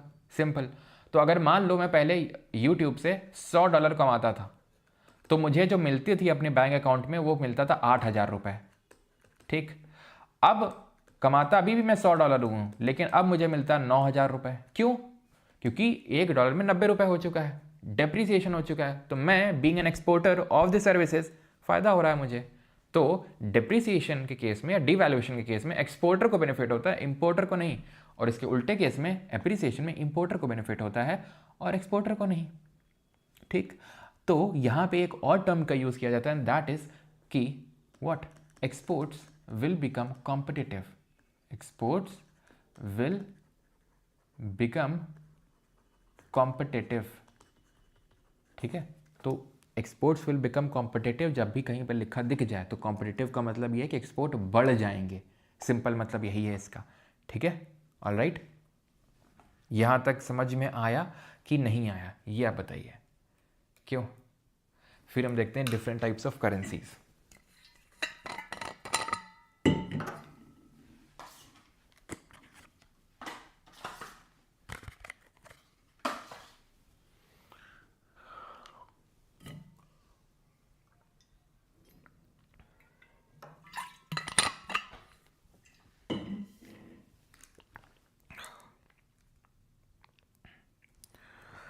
पेग्ड करेंसी रेट, जी हाँ मानसी जी, अभी आते हैं पेगिंग पे भी आते हैं, पेग पे भी पढ़ाएंगे। ठीक, बिल्कुल, फिक्स्ड वाले को पेग्ड भी बोलते हैं, बताएंगे। ठीक है, US डॉलर से क्यों कंपेयर करते हैं? ठीक है अनुज, अभी बताते हैं। ठीक है, आया सर समझ में, ओके, क्लियर है, क्लियर है। डिप्रिसिएशन नहीं आया, काजल ठाकुर, कहाँ था ध्यान आपका? क्यों, कहाँ था आपका ध्यान? $1 बराबर 80 रुपये मैंने आपको बताया, $1 बराबर 90 रुपये हो गया, करेंसी डिप्रिशिएट कर गई। क्यों? क्योंकि अभी $1 में पहले 80 रुपये आते थे, अब 90 रुपये, यानी कि हमारी करेंसी बहुत ज़्यादा है, यानी हमारी करेंसी की वैल्यू इस करेंसी के सामने कम हो गई है, क्योंकि बहुत ज़्यादा मिल जाता है। लेकिन अगर मैं $1 लेके जाऊँ मुझे 90 रुपये, कल को मैं $1 लेके जाऊँ मुझे 200 रुपये मिल जाए, तो मतलब अपनी करेंसी की वैल्यू घट रही है, सिंपल डिप्रिसिएशन। ठीक है, okay okay. Different types of currencies पे आते हैं, and these are hard currency, soft currency, hot currency, heated, cheap and dear. Now what is hard currency? ये वो करेंसी होती है जिसमें आप ये समझ लो कि हैज़ हाईएस्ट लेवल ऑफ या फिर has high level of liquidity. इसका मतलब क्या है? इसका लिक्विडिटी क्या था, क्यों? लिक्विडिटी का मतलब ये होता है कि किसी चीज़ को कितनी जल्दी कैश में कन्वर्ट किया जा सकता है, पैसे में। मैं गोल्ड लेके जाऊं, मैं चेक लेके जाऊं, मैं गवर्नमेंट बॉन्ड लेके जाऊं, कौन कितनी जल्दी वो करेंसी में कन्वर्ट हो जाएगी, कितनी जल्दी मुझे पैसा मिल जाएगा, दैट इज लिक्विडिटी। अब किसकी ज़्यादा लिक्विडिटी होगी? जिसकी ज़्यादा एक्सेप्टेबिलिटी होगी। इंटरनेशनली उस करेंसी की सबसे ज़्यादा एक्सेप्टेबिलिटी होगी, क्योंकि उस पर ज़्यादा फेथ है लोगों को, उस पर ज़्यादा ट्रांजैक्शन करते हैं लोग उस कंट्री से, तो उनको पता है कि वो तुरंत, अगर आप यूएस का डॉलर लेके जाइए तुरंत कहीं पे भी एक्सेप्टेबिलिटी हो जाएगी। तो एग्जाम्पल हम बोल सकते हैं यूएस का डॉलर, सिंपल। सॉफ्ट करेंसी क्या है भाई? हार्ड का उल्टा soft, which is easily available. ये ईजिली अवेलेबल नहीं है, क्यों नहीं है? क्योंकि भाई इसकी बहुत ज़्यादा लिक्विडिटी है, बहुत ज़्यादा डिमांड भी होगी, क्योंकि बहुत ज़्यादा एक्सेप्टेबिलिटी तो बहुत ज़्यादा डिमांड भी होगी, और जिसकी डिमांड होती है वो उतना ज़्यादा अवेलेबल नहीं होता है। अब तुम सोचो, ठीक है, अब तुम्हें अगर मान लो कि किसी कंट्री के प्राइम मिनिस्टर, मान लो इंडिया के प्राइम मिनिस्टर, प्रेसिडेंट से अगर मुझे तुम्हें बात करनी, तो तुमको क्या लगता है तुरंत बात हो जाएगी? नहीं, क्यों? क्योंकि उनकी अगर हम बात करें तो अवेलेबिलिटी कम है, इसलिए, सिंपल। तो सॉफ्ट करेंसी क्या है? जो इजीली अवेलेबल है कहीं पे भी, जैसे इंडियन करेंसी, कोई दिक्कत नहीं है, ऑपोजिट है हार्ड करेंसी का। हॉट करेंसी क्या है? हॉट करेंसी वो करेंसी होती है जो इस टाइम पे क्या हो रही है, एग्जिट हो रही है किसी इकोनॉमी से, यानी वो हार्ड करेंसी, ठीक है, करेंसी या हार्ड करेंसी के लिए इसको यूज़ किया जाता है। Hard currency that is exiting the economy in a rapid pace, exiting the economy in a rapid pace, बहुत तेजी के साथ भाग रही है वो, भाग रही है मतलब जैसे यूएस डॉलर। एग्जाम्पल इसका सबसे बढ़िया है यूएस का डॉलर ही, क्योंकि आजकल आप देखो तो क्या चल रहा है, डी डॉलराइजेशन चल रहा है, जहाँ पे ज़्यादातर जो एशियन कंट्रीज़ हैं वो क्या, या फिर बहुत सारी कंट्रीज़ यूएस डॉलर पे अपनी डिपेंडेंसी को ख़त्म कर रही हैं धीरे धीरे, या कम कर रही हैं धीरे धीरे, जिसकी वजह से हम बोल सकते हैं कि डॉलर का क्या हो रहा है, डॉलर एक तरीके हॉट करेंसी है, क्योंकि वो इकोनॉमी को रैपिड पेस में एग्जिट कर रही है, that due to the de dollarisation. Heated currency क्या होती है, क्यों? हीटेड करेंसी वो होती है और domestic currency which is under high depreciation, ठीक है, बहुत ज़्यादा डेप्रिसिएशन हो रहा है उसमें, उसकी वैल्यू बहुत जल्दी क्या हो रही है, डिप्रिशिएट हो रही है, ठीक है, as compare to a foreign currency, hard currency, ठीक है, सिंपल। अब मान लो ये जो डी डॉलराइजेशन हो रहा है, ध्यान समझना, तो डॉलर जा रहा है, डॉलर भाग रहा है, तो हमारी करेंसी क्या होगी, डेप्रिशिएट नहीं होगी। अभी मैंने क्या बताया डेप्रिशिएशन का मतलब, या तो हमारा पैसा बहुत ज़्यादा, डॉलर क्या है मतलब डेप्रिसिएशन का, कि डॉलर के मुकाबले, ये एग्जाम्पल बस दे रहा हूँ, डॉलर सिर्फ एक एग्जाम्पल है, आप किसी भी कंट्री की वो करेंसी ले सकते हो, तो यहाँ पे मैं डॉलर ले रहा हूँ, तो डॉलर के मुकाबले हमारे करेंसी, डोमेस्टिक करेंसी की वैल्यू घट रही है। वो कैसे हो सकती है, जब डॉलर कम अवेलेबल हो और रुपया बहुत ज़्यादा अवेलेबल है। तो अगर डी डॉलराइजेशन हो रहा है, हॉट करेंसी है वो बाहर जा रही है, तो इससे क्या होगा, हमारी करेंसी पे प्रेशर नहीं बढ़ेगा, तुमको नहीं लगता डिप्रिसिएशन होगा? तो वही है बस, हीटेड करेंसी।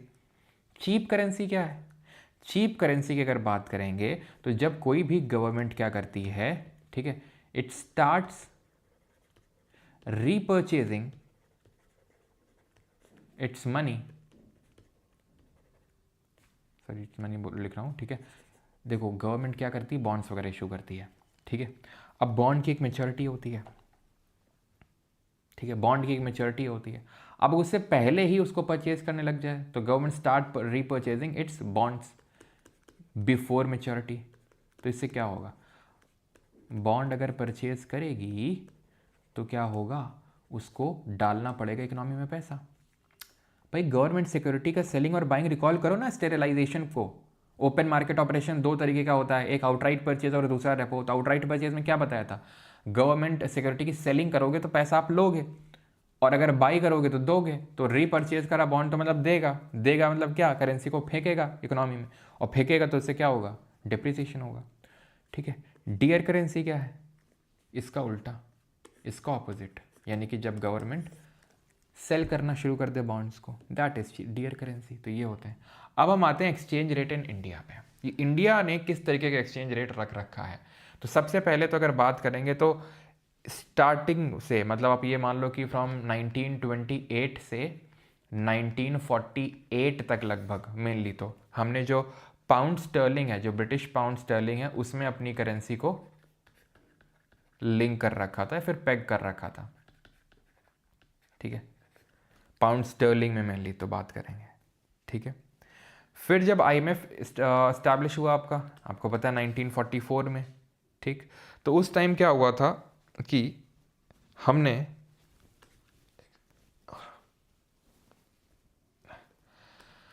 और बहुत सारी कंट्रीज ने अपनी करेंसी को पेग कर लिया था यूएस डॉलर के कंपैरिजन में। पेग का मतलब क्या होता है, पेग का मतलब होता है, जैसे पेगिंग का मतलब जैसे नहीं, कील लेके किसी चीज़ को कहीं पे ठोक देना ताकि वो वहीं पे लटकी रहे, वहीं पे अटकी रहे, वहीं पे लगी रहे, वहाँ से हटे हटना। तो जैसे हमने पेग कर दिया कि $1 में 20 रुपया। तो उस टाइम पे इतना ही था। ठीक है, इसी के आसपास होता था। मान लो 20 रुपया। अब मान लो कि ये ऊपर जा रहा है, क्या हो गया, 22 रुपया हो गया। तो इसका मतलब क्या हुआ, इसका मतलब डिप्रिशिएट हुआ। मैं क्या करूँगा, डॉलर फेंक के मारूंगा मार्केट में, या रुपए को थोड़ा सा कम कर दूंगा। या मान लो कि 18 रुपये हो गया, तो मैं क्या करूँगा, या तो इसको फेंक के मारूंगा, या ठीक है, या इसको और कम कर दूंगा। समझ रहे हैं आप किस तरीके से होना। ये क्यों किया जा रहा है, क्योंकि यूएस डॉलर जो था वो पेग्ड था गोल्ड के हिसाब से, इन टर्म्स ऑफ गोल्ड।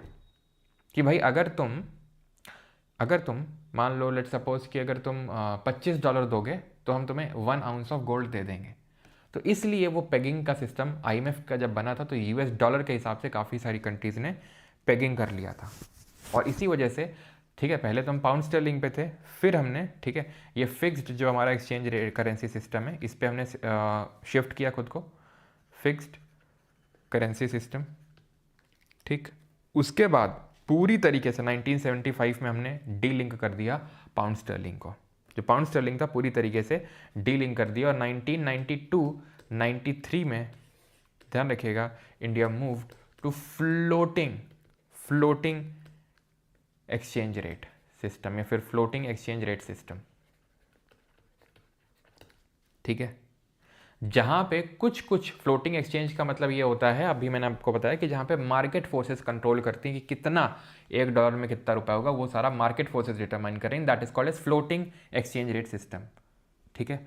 और इसमें थोड़ी बहुत हल्की सी, आप ये समझ सकते हो कि थोड़ा उसमें उसने अपना मेथड का इस्तेमाल किया इंडिया ने, अगर हम बात करें तो। इसीलिए इसको ध्यान रखना, हम डुअल एक्सचेंज रेट भी बोल देते हैं। एक्चुअल में हुआ क्या था, 1992-93 का ये वही टाइम है जब हमारा बैलेंस ऑफ पेमेंट क्राइसिस हुआ था। इसीलिए हमने फ्लोटिंग एक्सचेंज रेट सिस्टम को लेके आया और एक LERMS लेके आए।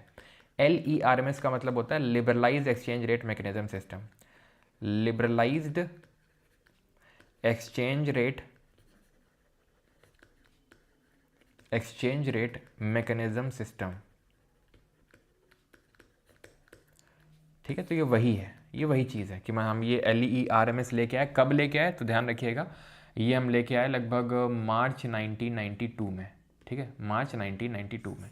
इस LERMS में क्या था कि हम सिर्फ पेग्ड पे नहीं खेलेंगे, हम सिर्फ फिक्स नहीं करेंगे, फ्लोट करने देंगे और थोड़ा बहुत अपने हिसाब से उसको कंट्रोल करेंगे। That is called as dual exchange rate. ठीक है, डुअल एक्सचेंज रेट भी हम इसको बोल देते हैं। तो हमने फ्लोटिंग, मेनली तो फ्लोटिंग पे शिफ्ट कर लिया था 1992 के आसपास। ओके, ठीक है। अब आते हैं नीर और रीर क्या होते हैं, व्हाट आर नीर एंड रीर। ठीक है, तो पहले इनका फुल फॉर्म जान लो। नीर का फुल फॉर्म क्या होता है, रीर का। तो नीर का होता है नॉमिनल इफेक्टिव एक्सचेंज रेट। ठीक है, इफेक्टिव एक्सचेंज रेट। और रीर की बात करेंगे तो ये क्या होता है, real effective exchange rate. Okay, ये है नीर और ये है रीर। नॉमिनल है और ये रियल है। क्या है? याद करो इन्फ्लेशन की कहानी को, जहाँ पे हम क्या करते हैं, जहाँ पे हम एक set of basket of commodities को लेते हैं, जैसे सीपीआई में हम लेते हैं किसको, फूड एंड एनर्जी हो गया, सर्विसेज हो गई, ये सब हम ले लेते हैं, प्राइमरी आर्टिकल्स वगैरह, ठीक है। उसी तरीके से डब्ल्यूपीआई होता है जिसमें कि मैन्युफैक्चर्ड गुड्स, प्राइमरी आर्टिकल, ये सब लेते हैं। तो उससे हम क्या करते हैं कि इन्फ्लेशन चेक करते हैं, क्योंकि किसी एक चीज़ में तो इन्फ्लेशन हो सकता है बढ़ रहा हो, यानी कि इन्फ्लेशन बढ़ रहा हो का मतलब ये है कि उसके दाम बढ़ रहे हो, या किसी दूसरी चीज़ से घट रहे हो, किसी के बढ़ रहे हो, किसी के घट रहे हो। तो हम एक चीज़ से तो नहीं टेस्ट कर सकते ना कि वो इन्फ्लेशन है कि नहीं। वो तो फिर किस तरीके का इन्फ्लेशन हो जाएगा, जरा बताओ मुझे। जहाँ पर हम सिर्फ कुछ चीज़ों में अगर इन्फ्लेशन हो रहा है, बाकी सारी चीज़ें स्टेबल है, तो वैसे इन्फ्लेशन को हम क्या बोलते हैं। तो इन्फ्लेशन को चेक करने के लिए हम एक बास्केट ऑफ कमोडिटीज़ लेते हैं। तो उसी तरीके से इन द सेम मैनर हमारी जो करेंसी है वो बाकी देशों की करेंसी में कितना ऊपर नीचे जा रही है, फ्लक्चुएट कर रही है। हो सकता है किसी के मुकाबले ऊपर जा रही हो। अब $1 में कहीं पे अगर हम देखें तो 70 रुपये, 90 रुपये हो जाते हैं। लेकिन कहीं किसी कंट्री की करेंसी के साथ तो ऐसा भी होगा ना कि $1 में वहाँ की 90 करेंसी आ रही होंगी। तो किसके साथ हम ऊपर नीचे कहाँ कैसा हम जा रहे हैं, तो वो टेस्ट करने के लिए हमने एक ही एक्सचेंज रेट लेके आया नीर, जहाँ पे हम क्या करते हैं, जितनी करेंसीज के साथ, मेनली हम इंपॉर्टेंट करेंसीज के साथ ट्रेड करते हैं। मान लो यहाँ पर हमने 5-6 करेंसीज ले ली, डॉलर ले लिया, पाउंड स्टर्लिंग ले लिया, ठीक है, चाइना का ले लिया करेंसी, जापान का, और उनके हिसाब से कितना हम उनके साथ ट्रेड करते हैं उनको वेट असाइन कर दिया कि हाँ इसके साथ हम यूएस में के साथ सबसे ज़्यादा हम ट्रेड करते हैं तो इसको सबसे ज़्यादा वेट असाइन कर दिया, फिर चाइना के साथ, फिर जापान के साथ, इस तरीके से। और उसके बेसिस पे फिर हमने एक्सचेंज रेट निकाल लिया।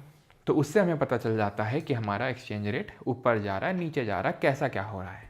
सिंपल, ठीक है। जैसे हम नॉमिनल जीडीपी कैलकुलेट करते हैं और फिर नॉमिनल से जब रियल में जाते हैं तो क्या करते हैं, इन्फ्लेशन को हटा देते हैं।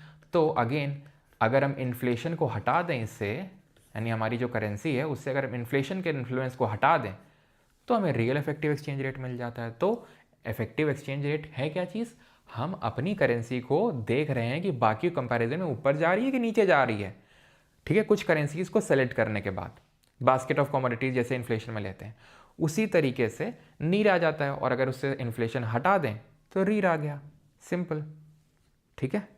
उसी को अगर हम हटा दें तो हमारा क्या आ जाएगा, रीर आ जाएगा। ओके,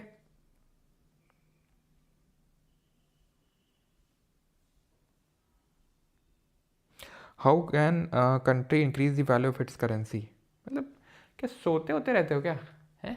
नहीं बोलोगे कि डाउट पूछते हैं तो गुस्साते हैं, गुस्साने वाली बात नहीं है। चीख चीख के उत्तर से बोल रहे हैं कि भाई डॉलर, अगर मान लो कि मुझे अपनी करेंसी की वैल्यू बढ़ानी है तो मैं इसको कम कर दूंगा।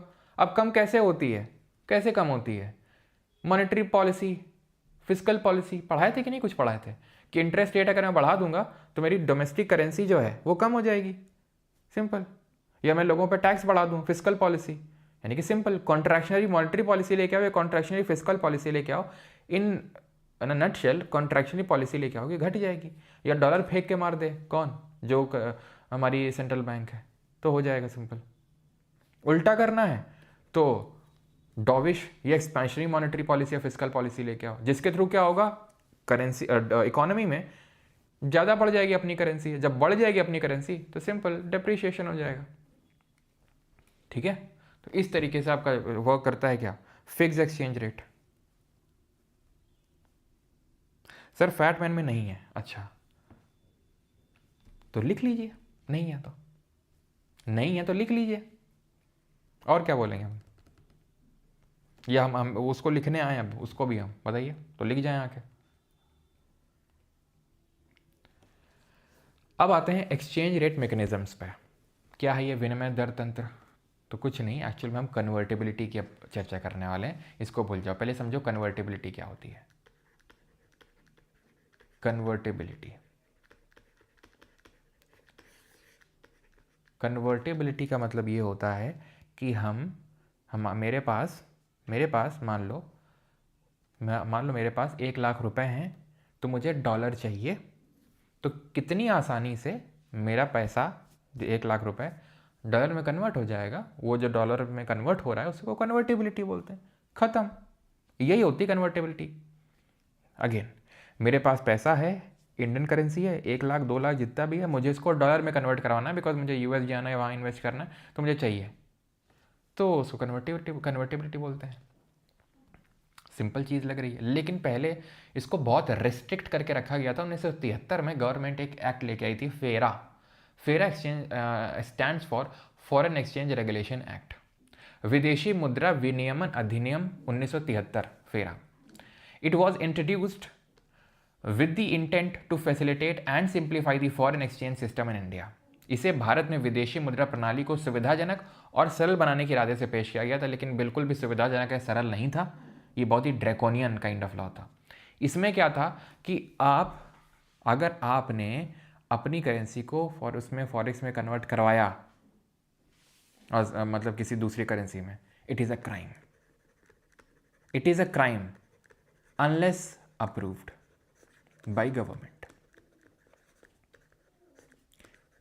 इतने ज़्यादा रिस्ट्रिक्शंस लगा रखे थे गवर्नमेंट ने कि भैया आपने अगर अपनी करेंसी को फॉरेन करेंसी में कन्वर्ट करवाया तो वो क्राइम है, जब तक कि हमसे अप्रूवल नहीं लोगे तब तक। और बहुत रिस्ट्रिक्शंस थे कि आप इतनी करेंसी को नहीं कन्वर्ट करवा सकते, उतनी को नहीं करवा सकते, थोड़ी कम को ही करवा सकते हैं। और अगर आपने बिना पूछे हमसे कन्वर्ट करवा लिया तो आपको जेल होगी, यानी कि it was a criminal offence. ऐसा किस लिए कर रखा होगा गवर्नमेंट ने? क्योंकि गवर्नमेंट की खुद लगी पड़ी थी, उसके पास फॉरेन करेंसीज नहीं थी।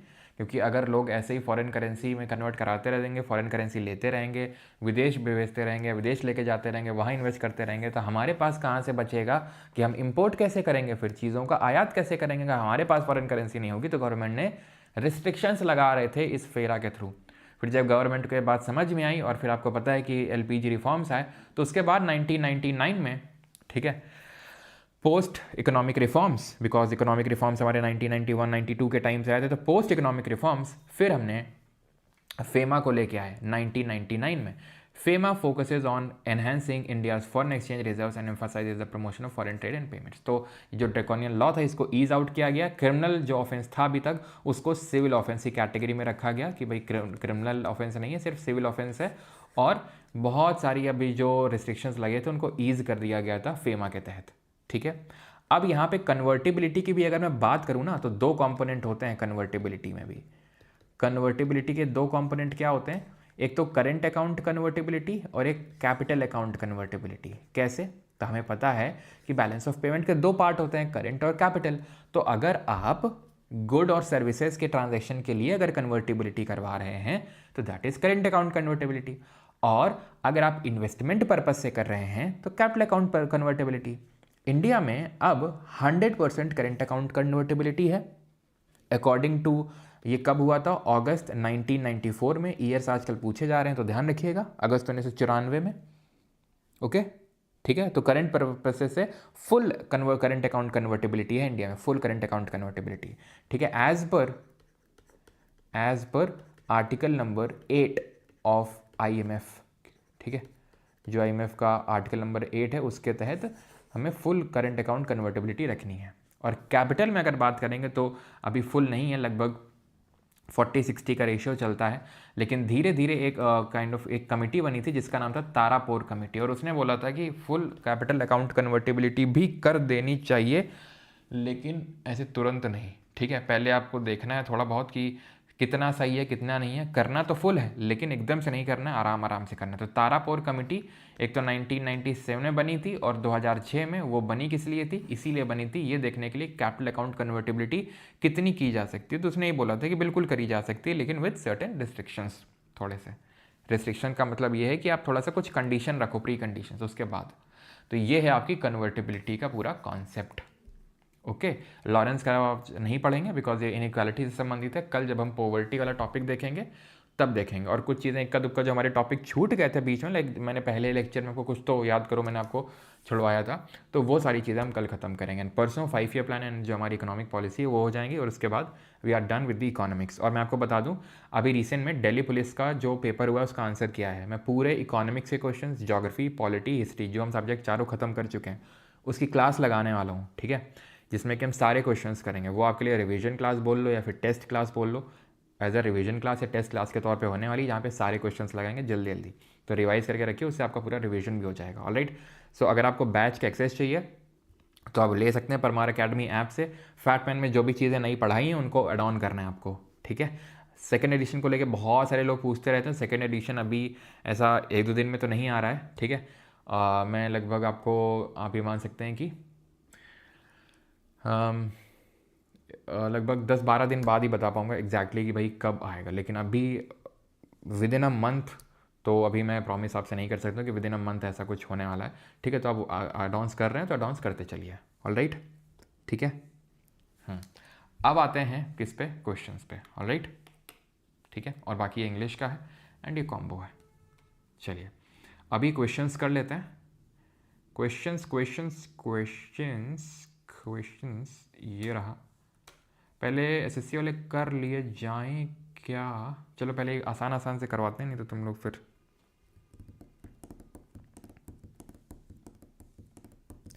सर जो ऐप्स में बिल्कुल दीपक जी बिल्कुल इन्वॉल्व होती है। सर नेक्स्ट सब्जेक्ट कौन सा होगा? अब हमारा साइंस और स्टैटिक बचा है, तो मैं सोच रहा हूँ क्या, तो मेरा ऐसा सोचना है, मेरा ऐसा मानना है कि हम लोग साइंस ख़त्म कर लेते हैं फिर आगे बढ़ते हैं, ठीक है। साइंस यानी कि बायोलॉजी से स्टार्ट करेंगे। भागो क्वेश्चन सोचो। सर आज तबीयत ख़राब है फिर भी क्लास कर रहा हूँ क्योंकि फिर वीडियो प्राइवेट हो जाती है इसलिए। चलिए, so with which the following was not the Bretton Woods associated? IMF Bretton Woods conference से बना था। World Bank which is international bank for reconstruction development बना था। Establishment of a monetary system based on floating exchange rate. Economic recovery after the second world war. तो Bretton Woods conference में अगर आपको याद हो तो मैंने आपको बताया था कि कंट्रीज़ ने क्या कर दिया था, अपनी करेंसीज को पेग कर दिया था। पेगिंग का मतलब होता है फिक्स कर देना किसी के बेस पे। जैसे मैंने मान लो ये पेपर है, इसको कीली से ठोक दिया, तो मैंने इसको कीली से, जो कील है नेल से मैंने पेग कर दिया, तो उसी तरीके से तो हमने करेंसीज को, बहुत सारी कंट्रीज़ ने अपनी करेंसीज को US डॉलर से पेग कर दिया था। उसको फिक्स्ड बोलते हैं, ना कि फ्लोटिंग बोलते हैं, ठीक है। तो गलत हो जाएगा। An Indian business person buys shares in a British car company. This transaction will be reflected in. तो एक भारतीय व्यापारी ब्रिटिश कार कंपनी में शेयर खरीदता है, यह लेन देन किस में प्रदर्शित होगा? बैलेंस ऑफ ट्रेड, बताइए। दोनों में से किसी में नहीं, बैलेंस ऑफ पेमेंट किस में है? देखो मैं शेयर खरीद रहा हूँ, किस में आएगा? करंट में आएगा कि कैपिटल में आएगा? बताओ जल्दी से। करंट में आएगा कि कैपिटल में आएगा? सर कैपिटल में आएगा। क्यों? मैं इन्वेस्ट कर रहा हूँ शेयर्स के फॉर्म में, FPI है, तो क्या होगा? बैलेंस ऑफ ट्रेड में आएगा। नो, क्यों नहीं आएगा? क्योंकि जो करंट अकाउंट होता है ना, करंट अकाउंट डेफिसिट, वो जो करंट अकाउंट होता है वो ट्रेड को दिखाता है। Trade in visibles and invisibles. Invisible मतलब गुड्स एंड इनविजिबल का मतलब है सर्विसेज। तो वो बैलेंस ऑफ ट्रेड को दिखाता है क्या? Current account. कैपिटल अकाउंट क्या है? करंट और कैपिटल दोनों को मिला के बोलते हैं बैलेंस ऑफ पेमेंट। लेकिन करंट वाला होता है क्या? करंट होता है, उसी में ट्रेड आता है। कैपिटल में इन्वेस्टमेंट आती है। तो मैंने तो ट्रेड किया ही नहीं है, मैंने तो करंट अकाउंट को लेना देना नहीं है, तो बैलेंस ऑफ ट्रेड में नहीं आएगा, बैलेंस ऑफ पेमेंट में आएगा, लेकिन बैलेंस ऑफ ट्रेड में नहीं आएगा ये, ठीक है। चलो करिए जरा ये सवाल को, सिविल सर्विस में पूछा गया है। आई नो थोड़ा सा टफ है लेकिन फिर भी। एन इंक्रीज इन नीर indicates appreciation of rupee, an increase in the rear indicates an improvement in trade competitiveness, an increasing trend in domestic inflation relative to the inflation in other countries is likely to cause an increasing divergence between near and rear। बताइए क्या सही answer होगा? तो अगर नीर बढ़ रहा है तो क्या हमारी कंट्रीज, हमारी जो कंट्री है सर 3 आज के लिए 500 में कर दीजिए। अच्छा सचिन जी, ओके ठीक है। चलो, सो एन इंक्रीज इन द नीर indicates appreciation of rupee. Now this is true, ठीक है, ओके, दिस इज ट्रू। तो ये आपका सही है पहला वाला। An increase in REER indicates an improvement in trade competitiveness. अब खुद सोचो, अगर नीर बढ़ने का मतलब एप्रिसिएशन है, तो नीर और रीर कोई अलग चीज़ तो है नहीं, बस अंतर इतना है कि उसमें इन्फ्लेशन नहीं है, लेकिन है तो सेम चीज़ ही। तो नीर अगर बढ़ रहा है, एप्रिसिएशन हो रहा है, और अगर ये सही है, ठीक है। एप्रिसिएशन का मतलब क्या होता है? एक्सपोर्ट कॉम्पिटिटिव नहीं होंगे, एक्सपोर्टर्स को फायदा नहीं होगा, इंपोर्टर्स को होगा, तो एक्सपोर्ट्स कॉम्पिटिटिव नहीं बनेंगे। तो अगर नीर बढ़ने से एप्रिसिएशन हो रहा है तो रीर बढ़ने से भी एप्रिसिएशन होगा, तो उससे ट्रेड कॉम्पिटिटिवनेस कैसे आएगी? गलत। खत्म। और अगर जितना ही ज़्यादा इन्फ्लेशन होगा उतना ही ज़्यादा नीर और रीर में अंतर बढ़ेगा। क्यों? क्योंकि नीर में इन्फ्लेशन हटाने के बाद ही रीर आता है। तो अगर जितना ज़्यादा इन्फ्लेशन उतना ही ज़्यादा नीर और रीर के बीच में डिफरेंस आएगा। जैसे ये क्या है ना, ये एक्चुअल में एक्सचेंज रेट है, लेकिन ये जो एक्स्ट्रा है ये क्या, इन्फ्लेशन है। ठीक है, अब ये क्या ना, नीर है, ये जो एक्स्ट्रा है क्या ना, इन्फ्लेशन है। तो इन्फ्लेशन जितना ज़्यादा होगा उतना ही, अगर आप देखोगे तो यहाँ से रियल निकालोगे तो इतना निकल के आएगा। ठीक है, लेकिन दिख कितना रहा, इतना दिख रहा है। तो इसके और इसके बीच में ज़्यादा डिफरेंस है, रादर देन अगर इसको मैं निकालूँ तो इसके और इसके बीच कम डिफरेंस है। ठीक है, देख सकते हो थोड़ा सा एग्जाम्पल्स के साथ। ओके, करो अगेन, थोड़े से बढ़िया क्वेश्चन है लेकिन करो। Okay, exchange rates state the value of one currency in terms of other currency. Which of the following statement with respect to the exchange rate of a currency is correct? तो exchange rate के हिसाब से यहाँ पे कौन सा statement सही है? स्टेटमेंट्स आपके ऑप्शंस आपके सामने हैं। Floating exchange rates are rates in which the governments interfere by buying और सेलिंग देयर करेंसीज। अस्थायी विनिमय दर ऐसी दर होती हैं जिसमें सरकारें अपनी मुद्रा को खरीद कर या बेचकर हस्तक्षेप करती हैं। नहीं, फ्लोटिंग का मतलब है अपने आप हो रही हैं चीज़ें मार्केट के हिसाब से। फिक्स्ड या पेग्ड में होता है कि गवर्नमेंट अपने हिसाब से सेट करती हैं। ठीक है, तो fix exchange rates are rate set by government decisions and maintain by government action, simple. ठीक है, under the Bretton Woods system the exchange rates are floated in terms of rise और fall in price of gold. No, they are fixed, they were fixed. ठीक है, they were fixed in terms of US dollar and US dollar was in turn fixed in terms of gold. ठीक है, तो वो gold के उसमें था। Okay, तो फ्लोटेड नहीं था, फिक्स्ड था, इस वजह से गलत है, या पेग्ड था। क्या सर इसकी ऐसे गलत है, गोल्ड कैसे? नहीं, क्योंकि यूएस डॉलर के टर्म से पेग्ड था, लेकिन यूएस डॉलर अपने आप में गोल्ड के टर्म्स में पेग्ड था। ठीक है, फिक्स्ड था, तो गोल्ड के टर्म्स में फिक्स था हम बोल सकते हैं, लेकिन वो फिक्स था, फ्लोटेड नहीं था।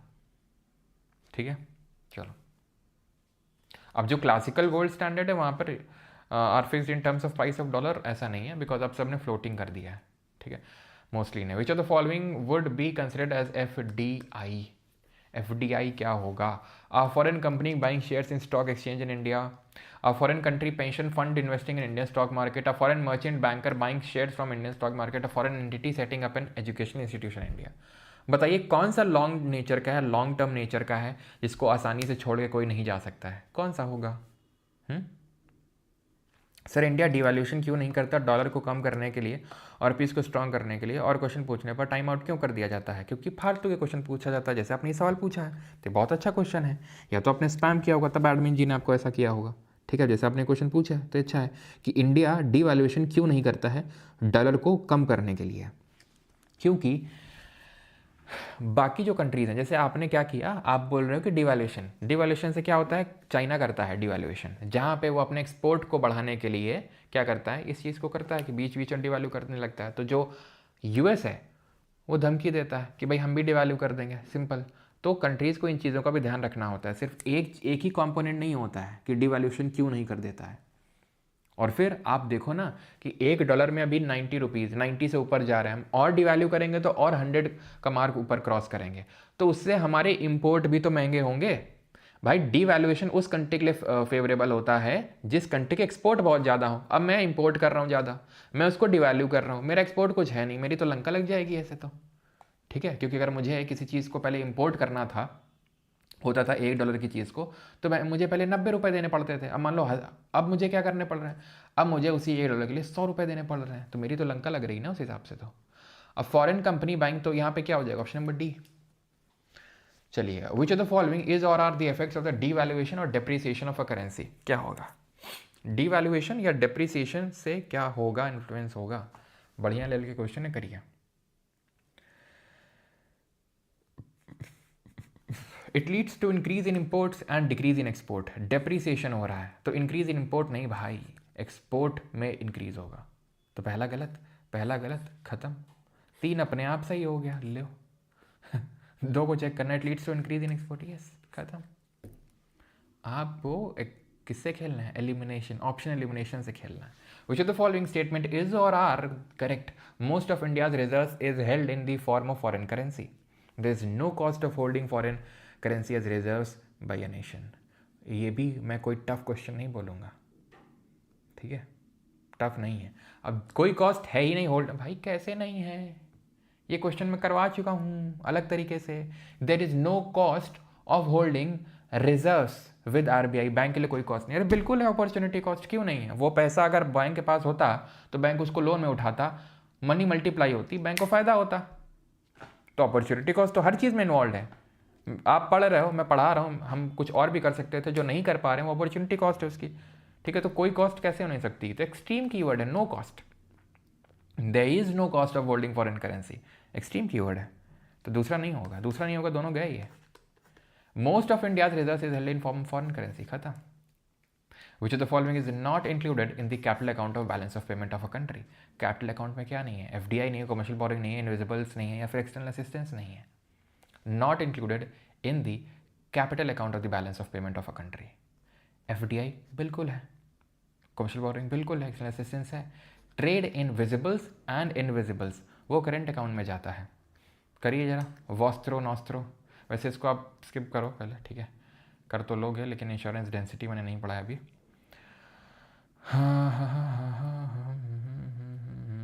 चलो पहले कुछ एसएससी क्वेश्चंस करते हैं, फिर आते हैं, ठीक है। करिए जरा, सीपीओ 2025 में सवाल पूछा गया ये।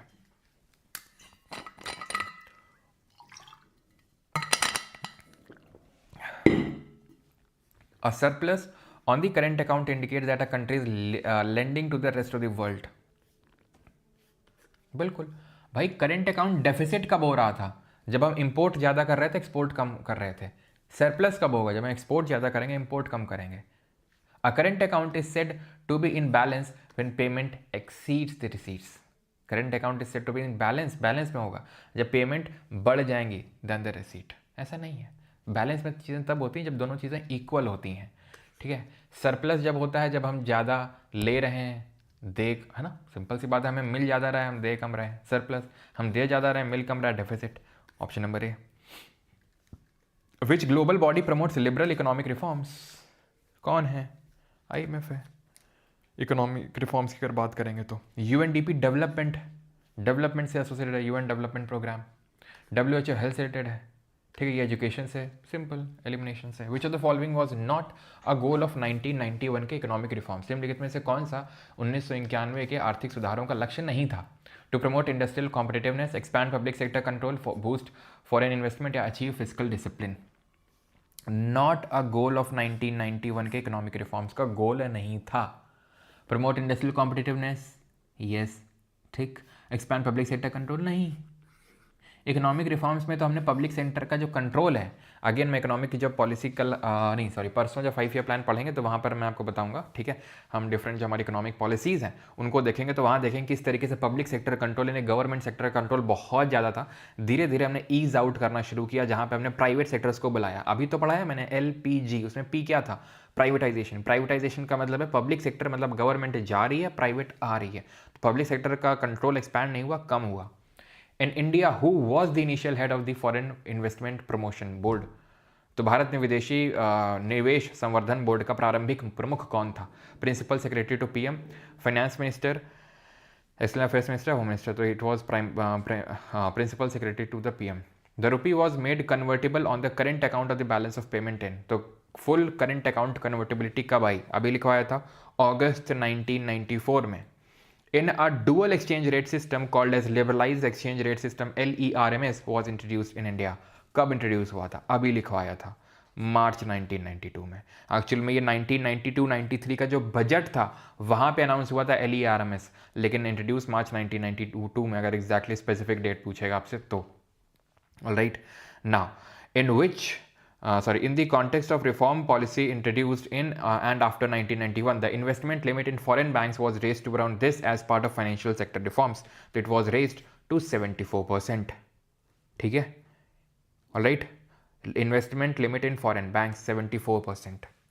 अगला है, in India met with an economic crisis in 1991 relating to dash. तो क्या हो गया था 1991 में? बैलेंस ऑफ पेमेंट क्राइसिस हो गई थी, हमारे पास इतना नहीं था कि एक्सटर्नल डेट यानी लोन जो हमने लिया है उसको भी भर सकें, ठीक है। तो that is termed as external debt crisis. The foreign exchange reserves of India drop to levels that were dash during 1991 reforms. हमारे पास फॉरेन एक्सचेंज रिजर्व्स नहीं थे कि हम इवन अ फोर्टनाइट यानी 2 हफ्ते का भी हमारे पास रिजर्व नहीं बाकी था. What immediate measure was taken in 1991 to resolve the balance of payment crisis in India. Bharat में भुगतान संतुलन की समस्या को हल करने के लिए 1991 में क्या तत्काल उपाय लिया गया था? 1991 बताइए. भारत में भुगतान संतुलन की समस्या को हल करने के लिए increases restrictions on import. Restrictions नहीं भाई, 1991 के बाद जो रिफॉर्म लाए थे ना, तो हर चीज़ को आसान कर दिया था. हर चीज़ को जो रिस्ट्रिक्शंस लगा रखे थे उनको ख़त्म कर दिया था. Okay, devaluation of the rupee against foreign currency, revaluation, reduce fix exchange rate system. No, 1991 के बाद तो याद करो LERMS, फ्लोटिंग के अंदर भी थोड़ा control, termed as dual exchange system. तो ये फिक्स तो होगा नहीं. पैक्ड तो हमने किया था IMF के बाद, जब IMF बना था उस टाइम पे. सिंपल क्या किया था? डिवैल्यूएशन. क्यों किया था डिवैल्यूएशन? इसलिए किया था सो दैट कि हमारा एक्सपोर्ट थोड़ा सा बढ़ सके, एक्सपोर्ट कॉम्पिटिटिव हो सके, एक्सपोर्ट को फैसिलिटेट करने के लिए. क्योंकि एक्सपोर्ट बढ़ेगा तो क्या होगा? फॉरेन करेंसी आएगी. As simple as that. In the late 90s, the government of India approached an international bank for reconstruction and development to tackle with the economic crisis. That bank is also known as. तो IBRD को क्या बोलते हैं? IBRD को बोलते हैं world bank. What was the primary cause of India's 1991 economic crisis? Bharat में 1991 के आर्थिक संकट का मुख्य कारण क्या था? A major natural disaster, the government inability to repay foreign borrowings, the state government inefficiency to not contribute to the national economy, high level of illegal migration from Pakistan and Bangladesh. No, B, external debt. We were not able to pay the foreign borrowings or foreign debt. In the context of economy, if dash is subtracted from gross value added to get the net value added, how do we get net from gross? By subtracting the depreciation. Option number A. Why is the low level of foreign exchange reserves a critical problem for India? विदेशी मुद्रा भंडार का निम्न स्तर भारत के लिए एक गंभीर समस्या क्यों है? क्रिटिकल प्रॉब्लम क्यों है? लो लेवल क्यों? क्योंकि हम इंपोर्ट को फैसिलिटेट नहीं कर पाएंगे, अपने एक्सटर्नल डेट को नहीं भर पाएंगे. It means India is a lucrative place. No. It means India couldn't print money for future. इसमें प्रिंटिंग मनी का कहाँ से लेना देना आ गया? It means foreign citizens couldn't travel abroad. इसमें ये सब कहाँ से आ गया? It means India could barely afford to pay for essential imports for a very short time. Option number D. Which of the following was the aim of the liberalization under the new economic policy 1991 of India? Bharat की नई आर्थिक नीति 1991 के तहत उदारीकरण का उद्देश्य निम्नलिखित में से क्या था? Liberalization, to put embargo on enemy countries trade, no. To increase restrictions on economic activities, no. Restrictions नहीं थे भाई. restrictions जो लगे हुए थे अभी तक 1990 तक, उनको हटाने का काम किया था हमने. To open various sectors of the economy, yes. अर्थव्यवस्था के लिए विभिन्न क्षेत्रों को मुक्त करना था main. Which is not included in India's capital account. इनमें से भारत के पूंजी खाते में कौन सा शामिल नहीं है? Portfolio investment, remittances from abroad, FDI या फिर external commercial borrowings. Not included in India's capital account. Capital account में क्या नहीं है सर? रेमिटेंसेज करंट अकाउंट में है. Simple. 36 paradox of thrift. Class की शुरुआत में ही बताया था पैराडॉक्स ऑफ थ्रिफ्ट क्या है. जब लोगों को ऐसा लगता है कि उनके रिटर्न्स, उनके इन्वेस्टमेंट के लिए उनको उतने ज़्यादा रिटर्न्स नहीं मिलेंगे बिकॉज इंटरेस्ट रेट्स बहुत लो हैं, तो वो क्या करते हैं? वो सेव करते हैं. ठीक है. और वो सेविंग, रिसेशन जो चल रहा है, वो सेविंग्स उस रिसेशन को और डीपेन कर देती हैं, बढ़ा देती हैं. That is termed as paradox of thrift. 37. What is the term used when the economy experiences a negative growth for 2 consecutive quarters? तो जो लगातार, ठीक है, 2 तिमाहियों तक नकारात्मक वृद्धि का अनुभव करती है, तो उसको क्या बोलते हैं? That is called as recession. And a recession for a long period of time is called as depression. Stagflation क्या होता है? Stagflation is made with the 2 terms, stagnant यानी मंदी हो गई है, and inflation मुद्रास्फीति भी है. तो वहाँ पे इकोनॉमी भी स्टैगनेंट यानी शांत पड़ी हुई है और मुद्रास्फीति भी है. Termed as stagflation. ऐसी सिचुएशन में क्या होता है? हाई रेट ऑफ अनएम्प्लॉयमेंट होता है and high rate of inflation होता है. फिलिप्स कर्व फेल हो जाता है. फिलिप्स कर्व क्या बोलता है कि जब हाई रेट ऑफ इन्फ्लेशन होता है तो there is a low level of unemployment. But यहाँ पर क्या होता है? दोनों ही हाई होते हैं. The term delicensing is most closely related to which policy? Delicensing शब्द किस नीति के सबसे अधिक निकटता से संबंधित है? लिबरलाइजेशन, प्राइवेटाइजेशन, ग्लोबलाइजेशन या नेशनलाइजेशन? D licensing. तो लाइसेंस हटा रहे हैं, मतलब क्या कर रहे हैं? लाइसेंस हटा रहे हैं तो लिबरलाइज कर रहे हैं. लिबरलाइजेशन. Option number. नेशनलाइजेशन क्या है? राष्ट्रीयकरण का मतलब ये होता है जहाँ पे गवर्नमेंट अपनी शेयर होल्डिंग बढ़ा रही है. जैसे कि RBI को कब नेशनलाइज किया गया था, जरा बताइए. RBI was nationalise in which year? 1949.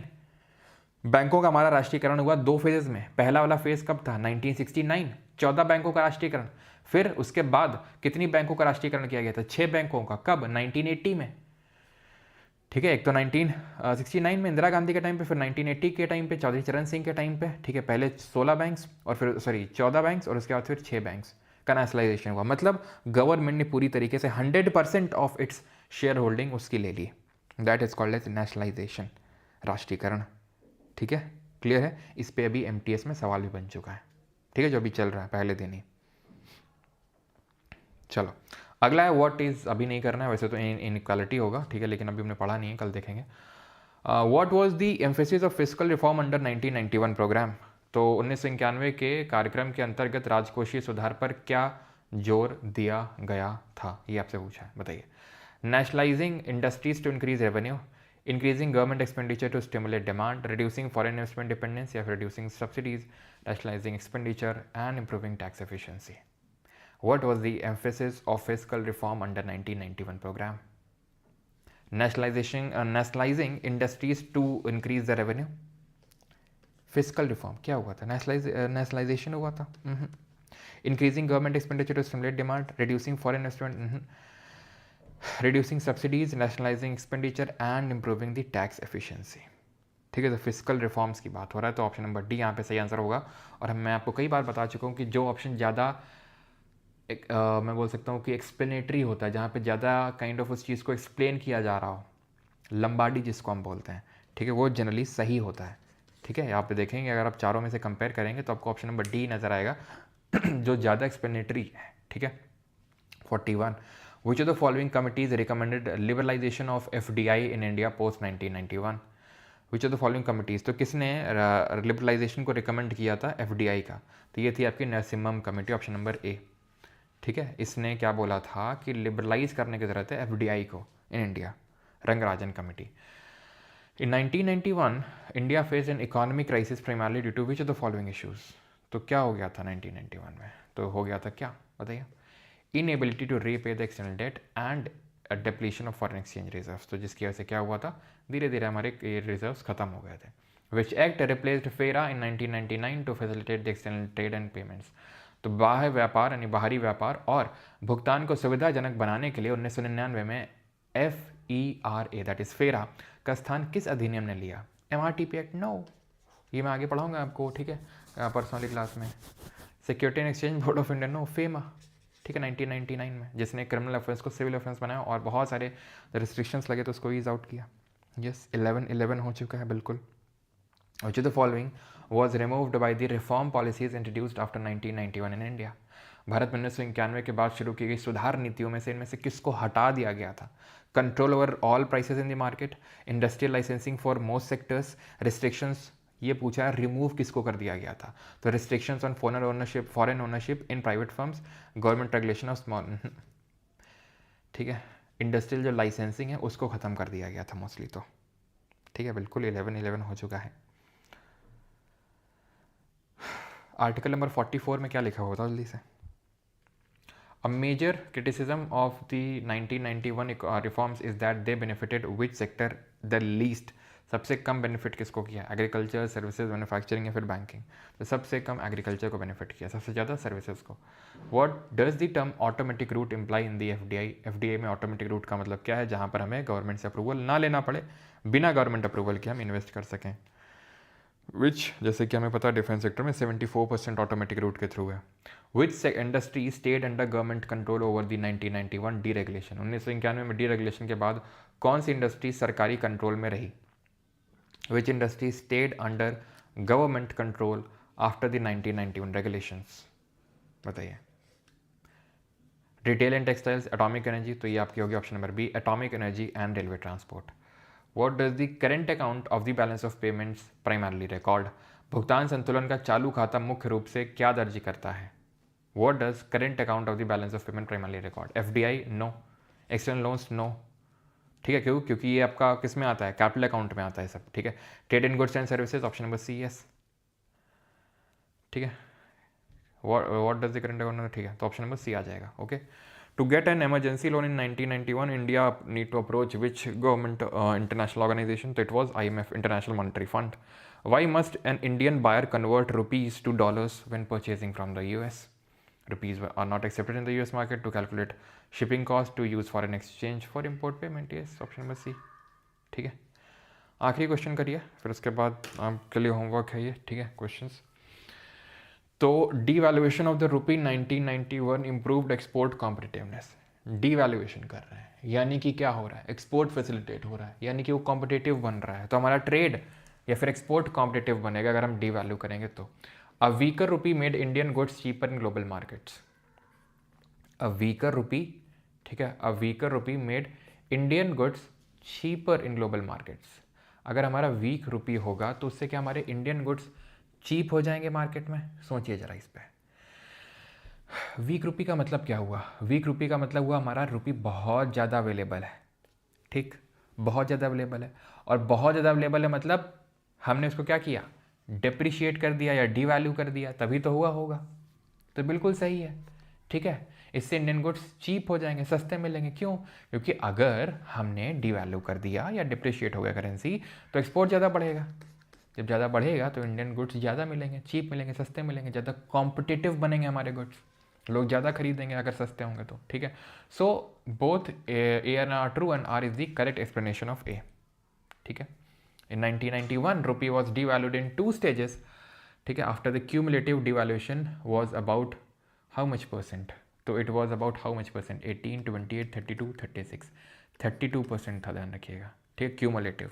पहले फेज़ में 21% किया था और बाद में टोटल मिला के अगर हम बात करेंगे तो 32% हो जाएगा, ठीक है, ओके।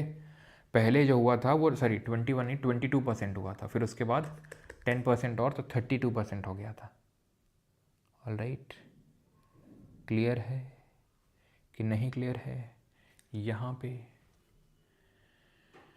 ठीक है, 9 rupees during 2 stages, the cumulative devaluation was about, तो 22% था पहली स्टेज में, और उसके बाद 10%, तो टोटल 32% मिला के आपका यहाँ पे टोटल डिवैल्यूएशन था, okay. In which year was the rupee was made full?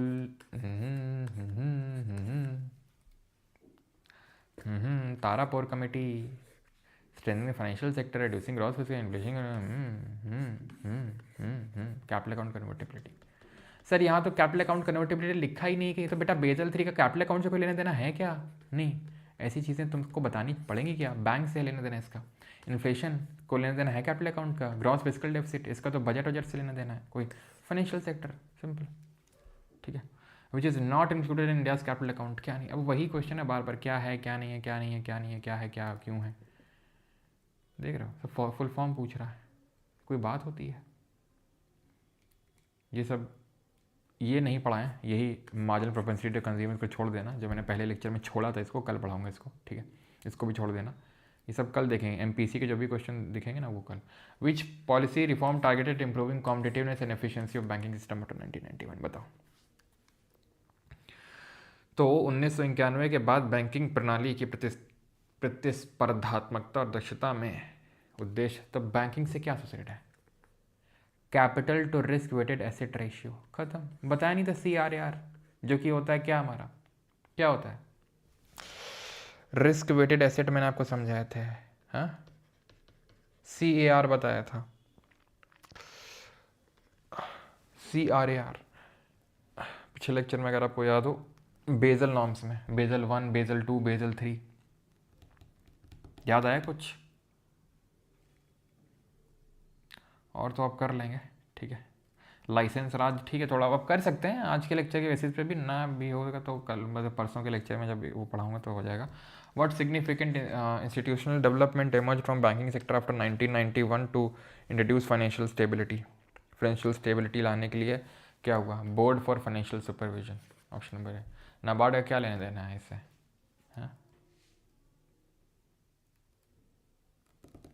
The new economic policy of 1991 led to the more efficient and competitive markets in India. Privatization reduced government control and improved productivity in public enterprise. अब जो new economic policy है of 1991 led to more efficient and competitive market. Yes. Privatization reduced government control. Yes.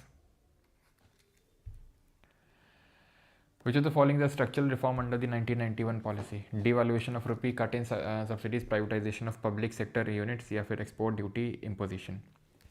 देखिए, customs में cut किया गया था, excise duty increase करी गई थी, ये सब काम किया गया था। लेकिन स्ट्रक्चरल रिफॉर्म की अगर बात करेगा तो प्राइवेटाइजेशन जो हुआ था ना, वो स्ट्रक्चरल रिफॉर्म था।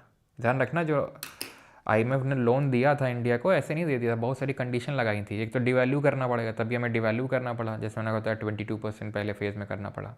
फिर ड्रास्टिक कट करने पड़े कस्टम्स में, एक्साइज ड्यूटी बढ़ानी पड़ी, जो गवर्नमेंट के खर्चे हैं सैलरी पेंशन सब्सिडी में, उनको कट करना है 10% से। ये सब आईएमएफ के क्या थे, स्टार मार्क यानी आईएमएफ के कंडीशंस थे वो। ठीक है, चलिए बाकी क्वेश्चंस आप खुद से करेंगे, एमपीसी वाला क्वेश्चन छोड़ना है आपको। ठीक है, देख सकते हैं काफ़ी सारे क्वेश्चन हैं, आंसर शीट यहाँ पर पूरी आपको अवेलेबल है। ठीक है, कुछ क्वेश्चंस यहाँ पर मैंने करवाए हैं, लगभग 50 के आसपास सवाल, और बाकी के आपको ऐसा होमवर्क करना है। ओके, वही तो मैं आपने बताया नहीं, और क्या बता रहा हूँ मैं, या तो फिर सब कुछ लिखवा दूँ, क्यों?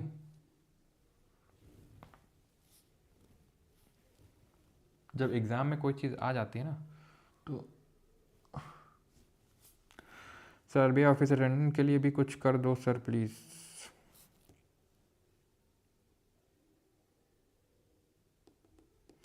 अपलोडेड है श्रुति जी, आप चेक करें। ठीक है, जो नया कोर्स बना, आई थिंक आप करंट अफेयर्स की मैगजीन की बात करें, वो अपलोडेड है। ओके, लॉजन का क्या होता है बताएं, कल पढ़ाएंगे, तो आज ही पढ़ना है ना।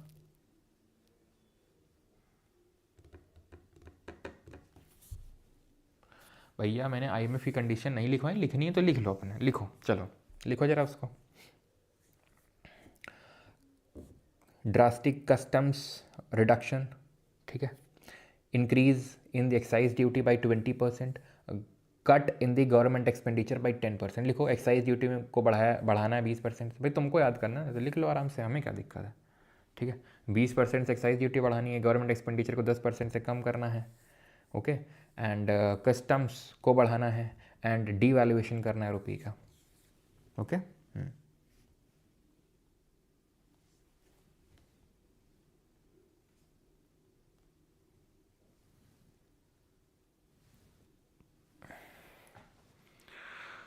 चलिए भाई, थैंक यू एवरीवन, धन्यवाद, और मिलते हैं कल second last lecture of economics के साथ, एंड उसके बाद हम लोग जो है आगे बढ़ेंगे अपनी साइंस के साथ। उसके बाद हम क्या पढ़ेंगे, साइंस पढ़ेंगे। ठीक है, साइंस।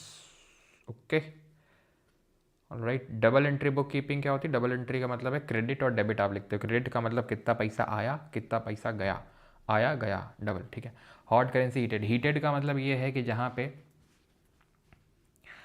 एक करेंसी, ठीक है, मान लो डॉलर भाग रही है यहाँ से, ठीक है, तो उसकी वजह से जो हमारी डोमेस्टिक करेंसी है वो इनफ प्रेशर में डिप्रिसिएशन का है। ठीक है, वो डिप्रिशिएट हो रही है। हमारी जो करेंसी है वो भयंकर डिप्रिशिएट हो रही है, हीटेड करेंसी बोल देते हैं। हॉट मनी होती है एफपीआई, जो बहुत तेज़ी से भाग जाए। सर आज बहुत गुस्सिया रहे हैं आप। नहीं, गुस्सिया तो नहीं रहे, आज आपके सवाल ही ऐसे आप लोग कर रहे हो ना। टॉम द बिल्ला स्टैटिक पहले करवा दो। अच्छा बेटा बिल्ले, सर आपकी वजह से जीएस में इंटरेस्ट आ रहा है। Thank you sir. Okay, thank you Sakshi ji. Sir Luca Pacioli, yes, every debit has its credit, yes, that is called as double accountancy.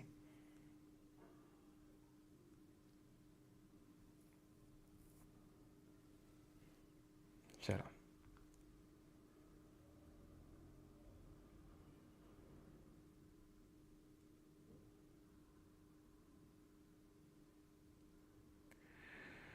देखिए बहुत सारे ऐसे स्टूडेंट हैं जो हिंदी मीडियम के हैं, उनको प्रॉब्लम नहीं होती। कुछ स्टूडेंट को मैंने नोटिस किया है, बोलते रहते हैं कमेंट में, जैसे मैंने कुछ पूछा काफ़ी सारे स्टूडेंट से, तो उनको ऐसा प्रॉब्लम नहीं होती है।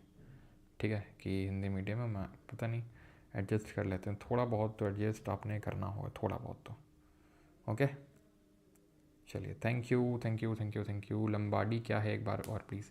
लंबाडी कुछ नहीं, लंबा ऑप्शन। लंबा ऑप्शंस के यहाँ पर मतलब ये है कि लंबा ऑप्शन वही होता है जो ज़्यादा एक्सप्लेनेटरी होता है, बहुत ज़्यादा एक्सप्लेनेटरी होता है, बहुत सोफिस्टिकेटेड कीवर्ड्स का यूज़ करता है, तो वो अपने आप लंबा हो जाता है, तो उसी को हम लंबाडी बोलते हैं। ठीक है, सर जल्दी ढूंढिए मैथ्स टीचर। अच्छा जल्दी ढूंढ लें, चलो।